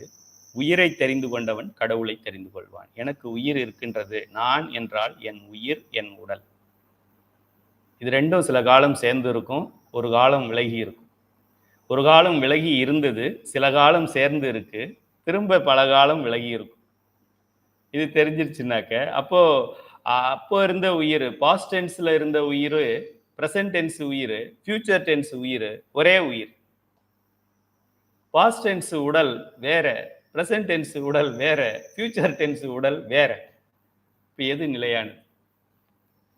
உயிரை ஐஸ் பெட்டியில் வைக்கிறாங்களா, உடலை ஐஸ் பெட்டியில் வைக்கிறாங்களா? உயிரை எரிக்கிறாங்களா, உடலை எரிக்கிறாங்களா? உயிரை புதைக்கிறாங்களா, உடலை புதைக்கிறாங்களா? எது நிலையானது, எது நிலையற்றது? எது உண்மையானது, எது பொய்யானது? எது லாங் லாஸ்டிங், எவர் லாஸ்டிங், என்றும் உடைய அனாதி எது? அன்றென்று வந்துட்டு போகக்கூடியது எது? இதுதான் பகுத்தறிவு. நீங்களாம் பெரிய பகுத்தறிவாளன்னு எனக்கு தெரியும். உயிருள்ள பொருள்கள் கடவுளை அறியும், ஜட பொருள்கள் கடவுளை அறிய முடியாது. ஜட பொருள்களுக்கு அறிவில்லை. கடவுளை அறிய முடியாது, ஜட பொருள்கள் கடவுளை அறிய முடியாது. கடவுளை அறியாதவன் ஜடப்பொருள். இப்படி மாற்றி பார்க்கலாம். யாரெல்லாம் கடவுள் இல்லைன்னு சொல்கிறானோ அவன் ஒரு ஜட பொருளாக நாம் அவனை நடத்துகிறோம். சிவபெருமானுக்கும் தமிழுக்கும் உள்ள தொடர்புகளை உண்மையான தமிழர்கள் நன்கு அறிவார்கள். ராஜராஜ சோழன் அமைத்த தஞ்சை பெரிய கோவில் தமிழையும் சிவத்தையும் இணைத்து காட்டுகின்றது அப்படிங்கிறத நம்ம படிச்சிருக்கோம். அந்த கோயிலை அமைக்கிறதுலேயே அந்த ஆர்கிடெக்ட் வந்து என்ன பண்ணியிருக்கிறாரு, தமிழை முழுவதுமாக அது உள்ள கட்டுமானத்திலே கொண்டு வந்திருக்காரு. இது ஒரு தமிழ் கோயில். இப்போ நம்ம யூனியன் ஆஃபீஸ்லாம் போய் பார்த்தீங்கன்னா தமிழ் வாழ்க அப்படின்னு போட்டிருப்போம். லைட்டு மட்டும் எரியும், அதில் இல்லு புள்ளி எரியாது, லா எரியாது. வாழ்கைக்கு வழுக அப்படின்னு இருக்கும். அது பல்பு மாற்றிருக்க மாட்டான், பில்லு போட்டிருப்பான், ஆக்சுவலாக மாற்றிருக்க மாட்டான். தஞ்சை பெரிய கோயில் அப்படி கிடையாது. திருஞான சம்பந்த பெருமான் சொல்கிறாரு, அங்கே கைலாயத்தில் அப்படி நடந்துக்கிட்டு இருக்கு. அங்கே ஒரு ஒரு ஒரு யானையை ஒரு பாம்பு வாயில கடிச்சு அப்படியே முழுங்குது. ஒரு யானையை முழுங்கணும் அப்படின்னா அந்த பாம்பு எவ்வளோ பெருசாக இருக்கணும். தஞ்சை பெரிய கோயில் போனீங்கன்னா சிவசிவன் போர்டு இருக்கும். அது முதல் தளத்தில் ஏறி போகும்போது இடது பக்கம் அது இருக்கு. ராஜராஜ சோழன் அதை அதில் வடித்து காமிச்சிருக்காரு. இந்த பதிகத்தை படிச்சிங்கன்னா அப்படி இருக்கும். யானையை பாம்பு விழுங்குகிறது அப்படிங்கிறத படமாக அங்கே வரைஞ்சிருக்காரு. அதை செய்கின்ற சிற்பி அவன் அந்த வேலை செய்யும்போது அவன் சிற்பி ஒரு கதை நீங்களாம் தெரியும், உங்களுக்கு எல்லாருமே தெரியும். சிற்பிகள் ஒருத்தருக்கும் ஒரு பழக்கம் இருக்கும் இல்லையா, அவங்க அந்த எச்சில் துப்புவாங்களாம். அதுக்கு ஒருத்தர் அசிஸ்டண்ட் வந்து அந்த முன்னாடி ஜால்ரா, அவன் அந்த பாத்திரத்தை எச்சில் துப்புவதற்கு ஒரு பாத்திரத்தை பிடிக்கணும். அவன் எங்கேயோ அந்த பக்கம் திரும்பிட்டான். இந்த சிலை செய்கின்ற இவருக்கு வந்து எச்சில் துப்பணுமா, அதுக்கு ராஜராஜ சோழன் இவனுடைய கவனம் செஞ்சிடக்கூடாது, எங்கே போயிட்டான் அந்த பையன் அப்படின்னு சொல்லி கவனம் சேர்ந்துடக்கூடாதுன்னு சொல்லி இந்த ராஜராஜ சோழனே அந்த எச்சில் பாத்திரத்தை எடுத்து அந்த ஸ்தபதிக்கு நீட்டினதாக சொல்லுவான். அவன் தமிழன். அந்த தமிழனை அடக்கம் பண்ண இடங்கிற எதுங்கிறது அரசாங்கத்துக்கே தெரியாது. அதான் நம்ம தமிழுக்கு செய்கின்ற தொண்டு, ராஜராஜனுக்கு செய்கின்ற நன்றி கடன். ஆக தஞ்சை பெரிய கோவில் எப்படி வச்சுருக்காங்கன்னா, சிவலிங்கத்துடைய உயரம் 12 அடிகளில் அமைச்சிருக்காங்க. அதாவது ஒரு 12 எங்கேயாவது வைக்கணும் அப்படின்னு ராஜராஜனும் அவனை சேர்ந்தவர்களும் திட்டமிட்டு லிங்கத்தோடைய உயரத்தை வந்து 12 அடியாக வைத்திருக்கிறார்கள். ஏன் 12 அடி வச்சாங்கன்னா, வாஸ்துப்படி வைக்கல. வாஸ்து என்ன புஸ்து, வாஸ்துலாம் பார்த்து டயத்தை வீண் பண்ணாதீங்க.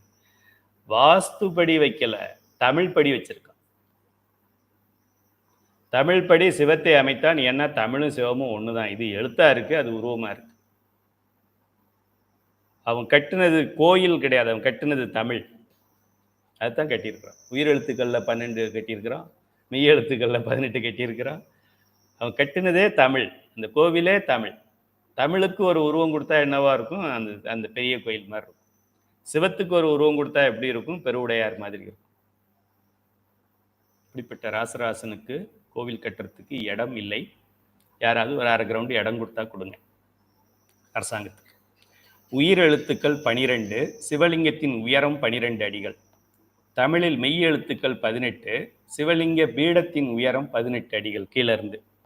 இந்த 12 ஒன்று வைக்கணும், 18 ஒன்று வைக்கணும். ஏன் அதை 11 வச்சுட்டு இதை 19 வைக்கலாம்ல? தமிழையே talking Tamil, walking Tamil, sleeping Tamil, smelling தமிழ்ங்கிற மாதிரி எல்லாமே தமிழ் அந்த ஆலயத்தில். உயிர் மெய் எழுத்துக்கள், இந்த உயிர் எழுத்துக்களும் மெய் எழுத்துக்களும் சேர்ந்து காக்கா கி கி கு கு சே சே சோ சோ சௌ, அது மாதிரி 216 எழுத்துக்கள் இருக்கின்றது. 216 அடி உயரத்தில் அந்த கோபுரத்தை அமைத்திருக்கிறான் ராஜராஜன். ஒரு அடி எக்ஸ்ட்ரா கிடையாது, ஒரு அடி கம்மியாக கிடையாது. தமிழ் எழுத்துக்கள், உயிர்மெய் எழுத்துக்கள் எத்தனையோ அத்தனை அடி தான் இருக்கு. ஆயுத எழுத்து என்று சொல்லக்கூடியது, இந்த அக்கு என்று சொல்லக்கூடிய 3 புள்ளிகளுடைய நெற்றிக்கண் மாதிரி தெரியுது. நெற்றிக்கண்ணில் மேலே ஒரு புள்ளி, இங்கே ஒரு புள்ளி, இங்கே ஒரு புள்ளி இருக்கிறது அக். இது முக்கண்ணன் நம்ம தலைவனை சொல்கிறோம் இல்லையா, 3 கண் உடையவன். அதை பார்த்தாலே நமக்கு அது அக்குன்ற எழுத்தை பார்க்கும்போது நமக்கு சிவபெருமானுடைய கண்கள் ஞாபகம் வரும். ஓ, இது சிவபெருமான் கண்ணாச்சே. அந்த சிவபெருமானுடைய அந்த கண்ணை அடையாளம் காமிச்சா என்ன அர்த்தம், அது சிவபெருமானை காமிக்கிறாங்கன்னு அர்த்தம். இப்போ எல்ஐசியில் வந்து இப்படி ஒன்று விளக்கு எரியிற மாதிரி இப்படி ஒரு லோகோவை போட்டிருப்பாங்க. அந்த லோகோவை பார்த்த உடனே நமக்கு என்ன தெரியுது, எல்ஐசியே தெரியுது, 18 மாடி தெரியுது, அங்கே போட்டிருக்கிற பாலிசி எல்லாம் தெரியுது லோகோவை பார்த்த உடனே. அந்த மாதிரி நம்ம பெருமானுடைய லோகோ 3 இருக்கு, இங்கே ஒன்று, இங்கே ஒன்று, இங்கே ஒன்று இருக்கு. அதை பார்த்த உடனே இது சிவம் அப்படிங்கிறது தெரியணும். அதனால அந்த அகுங்கிற மாதிரி எழுத்து ஒரு 4-5 தான் படைக்கல். நல்லா நல்லா பார்த்துக்கங்க.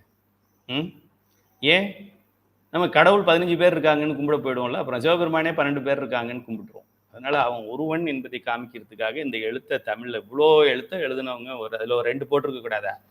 மேல புள்ளி 1 2 3 இப்படி போட்டாக்க அக்கு, மேல 2 புள்ளி கீழே ஒரு புள்ளி அப்படி போட்டா குக்கு அப்படின்னு சொல்லி ஒரு எழுத்தை படிச்சு 248ன்னு வச்சிருக்கலாம்ல. பதி 1 சிவபெருமான் 1 மற்றதெல்லாம் சில்லற. இதை விளக்குவதற்காக அந்த எழுத்தை ஒரே எழுத்தாக தமிழில் வைத்திருக்கிறார். இப்போ சிவம் தான் தமிழ், தமிழ் தான் சிவம். மொத்தம் 247. 247க்கு என்ன பண்ணலான்ட்டு ராஜராஜன் எல்லாம் அவங்க டிஸ்கஸ் பண்ணிட்டு, சரி ஓகே நந்தியம்பெருமான் இருக்காரு, நந்தியம்பெருமான் இருக்காரு, அவர் சொன்னதை கேட்டுக்குவார் அப்படின்னு சொல்லி அங்கே பெருவுடையார் எங்கே இருக்காரோ அவருடைய அந்த பெருவுடையாருடைய லிங்கத்தில் நடுவில் ஒரு கோடு போட்டால் அது அந்த புள்ளி நடு புள்ளி எங்கே இருக்குமோ அந்த புள்ளியிலேருந்து அங்கே கொண்டு போய் 247 அடியில் வந்து நந்தியம்பெருமானை வச்சிருக்கிறாங்க தஞ்சை பெரிய கோயில். ஆக 12 எழுத்து, 18 எழுத்து, 217 16 எழுத்து, ஒரு எழுத்து, மொத்தம் 247 எழுத்து. இப்படித்தான் தமிழ். இதுதான் ஆலயம், இதுதான் சிவன். அங்கே போனால் தமிழை பார்க்கலாம், அங்கே போனால் சிவத்தை பார்க்கலாம், அங்கே போனாக்க சைவத்தை பார்க்கலாம், சைவ சமயத்தை பார்க்கலாம், அங்கே போனால் திருமுறைகளை பார்க்கலாம். அப்படிப்பட்ட ஒரு ஆலயம். இப்படி அமைத்ததன் மூலம் தமிழுக்கும் சிவத்திற்கும் உள்ள உறவை உலகத்திற்கே உணர்த்தியுள்ளான் ராஜராஜ சோழன். சைவ சமய கருவூலமாகிய தேவார திருமுறைகளை நமக்கு தேடி தந்ததும் ராஜராஜ சோழன். இப்போ நாங்கள் நால்வர் விழா கொண்டாடுறோம். நிறைய பேர் அதை கொஞ்சம் தவறாக புரிந்து கொள்கிறார்கள். முதல்ல நால்வர் விழாக்கு நான் கூட ஒரு கேள்வி கேட்டிருந்தேன், ஒரு 2 மாதங்களுக்கு முன்னாடி நம்ம குரூப்பில் கேட்டிருந்தேன். முதல்ல நால்வர் விழா எங்கே நடந்தது அப்படின்னு கேட்டிருந்தேன். நிறைய மாணவர்கள் உடனே நைட்டோட நைட்டாக எனக்கு பதில் வந்துருச்சு. கேள்வியை போட்டு நான் கண்ணு கூட அசரில், அதுக்குள்ளேயும் டைம் சவுண்டு வந்தது. என்னன்னு பார்த்தாக்க அது தில்லையில் நடைபெற்றது அப்படின்னு போட்டு. தில்லையில் நடந்தது நால்வர் விழா கிடையாது, மூவர் விழா தான். தேவார முதலிகளுக்கு தான் ராஜராஜன் பண்ணது. ஆக நால்வர் விழாங்கிறது தில்லையில் நடந்தது அப்படின்னு நம்ம ராஜராஜன் பண்ணது நால்வர் விழா கிடையாது. அதுக்கப்புறமா நால்வர் விழா எப்போது நடந்திருக்கலாம். பட் ராஜராஜன் செய்தது மூவர் விழா, தேவார முதலிகளுடைய விழா. அது தெரிந்து கொள்ள வேண்டும். ராஜராஜ சோழன் தான். அவன் இல்லை என்றால் நமக்கு திருமுறைகளே இல்லை. தேவாரத்தில் குறிப்பிட்டுள்ளபடி பல்வேறு சிற்பங்களை பெரிய கோவில் கோபுரங்களிலும் விமானத்திலும் ஆலய சுவர்களிலும் அமைத்து திருமுறைகளுக்கு பெருமை சேர்த்துள்ளான் ராஜராஜ சோழன். இது போன்ற காரணங்களுக்காக ராஜராஜ சோழனை தமிழர்களாகிய நாம் நன்றியுடன் வணங்கி போற்றுவோம். தமிழன் என்றால் சைவன் என்று பெயர், சைவம் என்றால் சிவம் என்று பெயர், சிவம் என்றால் மங்களம் என்று பெயர். ஆக தமிழ் என்றால் மங்களம் என்று பெயர், தமிழர்கள் என்றால் மங்களமானவர்கள் என்று பெயர். அதனால அவங்களும் மங்களமாக இருப்பாங்க, அவங்களை சார்ந்தவர்களையும் மங்களமாக இருக்க வைப்பார்கள். அப்படிப்பட்டவர்கள் தமிழர்கள். அவர்கள் மலேசியாவில் இருந்தாலும் சரி, சிங்கப்பூரில் இருந்தாலும் சரி, ஸ்ரீலங்காவில் இருந்தாலும், எங்கே இருந்தாலும் தமிழ் மனம் வீசிக்கொண்டே இருக்கும். இந்த அளவிலே நாம் இன்றைய வகுப்பை நிறைவு செய்வோம். இன்னைக்கு நம்ம பார்த்தது, சென்ற வகுப்பிலே நாம் பார்த்தது மலங்கள் 3. அதில் ஆணவ மலம், ஆணவ மலத்தை பற்றி விரிவாக பார்த்தோம். இந்த வகுப்பில் நம்ம மாயா மலத்தை பற்றி முதல் அறிமுகம் செய்திருக்கின்றோம். மாயை என்பது ஒரு மலமாக இருந்தது, அனாதியிலேயே இருந்தது. அதை இறைவன் உயிர்களின் மேல் கூட்டுவிக்கிறார். இவர் தான் இப்போ சேர்க்கிறார். ஆணவம் மாதிரி சேர்ந்தே இல்லை, தனியாக இருந்ததை சேர்க்கிறார். சேர்க்கிறது எதுக்குன்னா அந்த ஏற்கனவே ஒட்டி இருக்கிறத எடுக்கிறது. இப்போ ஏதோ சாப்பிடும்போது ஒரு சாப்பிட்ற சாம்பாருங்க அதில் பட்டுறது அப்படின்னா நம்ம என்ன பண்ணுறோம்? ஆக்சுவலாக சாம்பாரை எடுக்கணும். சாம்பார் எப்படி அதுவே எடுக்கிறது? ஆக ஏதாவது ஒரு டிஷ்யூ பேப்பரையோ இல்லை தண்ணியையோ இல்லை எதையோ ஒன்றை வச்சு தான் அதை எடுக்க வேண்டியது. அதை அப்படியே எடுக்க முடியாது. நமக்கே இந்த அறிவு இருக்கும்போது சிவபெருமானுக்கு அந்த அறிவு இருக்காதா? அந்த ஆணவ மலத்தை அப்படியே எடுக்க முடியாது. ஏதாவது ஒரு ஸ்பாஞ்சு மாதிரி ஒன்றை வச்சு அதை இழுத்தாதான் அது இருந்த இடம் தெரியாத அளவுக்கு வரும். ஏனோ தானோன்னு வர்றதுன்னா அப்படி தட்டி விடலாம். ஆனால் அது அங்கே ஷர்ட்டில் பட்டதே தெரியாமல் ஷர்ட் பழையபடி அருமையாக தெரியணும் அப்படின்னா அதுக்கு உண்டான ஒரு செட்டப்போடு போட்டு அதை அப்படியே எடுத்தால் தான் வரும். இதுதான் மாயை என் கண்மம். அது ரெண்டையும் இறைவன் சேர்க்கிறது. தெரியாமல் சேர்க்க மாட்டார், தெரிஞ்சுதான் சேர்த்துருக்கார். ஆக ஏற்கனவே இருளில் இருக்கின்றோம். அதிலிருந்து நம்மை மாற்றுவதற்கு இறைவன் உன்னை சேர்க்கிறார் என்றால் சேர்க்கிறது நிச்சயமாக இருளாக இருக்காது. மலங்கள் வரிசையில் அது இருந்தாலும் மலங்களின் குணத்திலே இது விளக்கு மலம், நமக்கு விளக்குகின்ற மலம். அது அறியாமல் வைத்திருக்கின்ற மலம், இது அறிய வைக்கின்ற மலம். இதுதான் நமக்கு எல்லாம் ஓஹோ, படிப்பு படிப்பு படிப்பு படிப்பு படிப்பு அதுக்கும் ஒரு எல்லை உண்டு தம்பி. ஓ, உறவு, கல்யாணம் கல்யாணம் கல்யாணம் கல்யாணம் அதுக்கும் ஒரு லிமிட் இருக்கு தம்பி. மக மக மக மக மக அதுக்கும் ஒரு லிமிட் இருக்கு தம்பி. தங்கம் தங்கம் தங்கம் தங்கம், இடம் இடம் இடம், பதவி பதவி பதவி, காரு காரு காரு, பட்டுப்படவை பட்டுப்படவை பட்டுப்படவை, நெக்லஸ் நெக்லஸ், எல்லாத்துக்கும் லிமிட் இருக்கு தம்பி அப்படின்னு நமக்கு புரிய வைக்கிறதுக்கு தான் இந்த விளக்காகிய மாயை இறைவன் கொடுக்கின்றார். நம்ம ஆரம்ப காலத்தில் அது எப்படி இருக்கும் அப்படின்னா, உண்மையெல்லாம் பொய் மாதிரி காமிக்கும். இந்த சைவ சித்தாந்தத்தை நம்ம படிக்க படிக்க படிக்க படிக்க சரியை கிரியை யோகம் ஞான நிலைகளை நம்ம உயர உயர நமக்கு தெரிஞ்சு போயிடும். நீ எதை வேணாலும் காமி,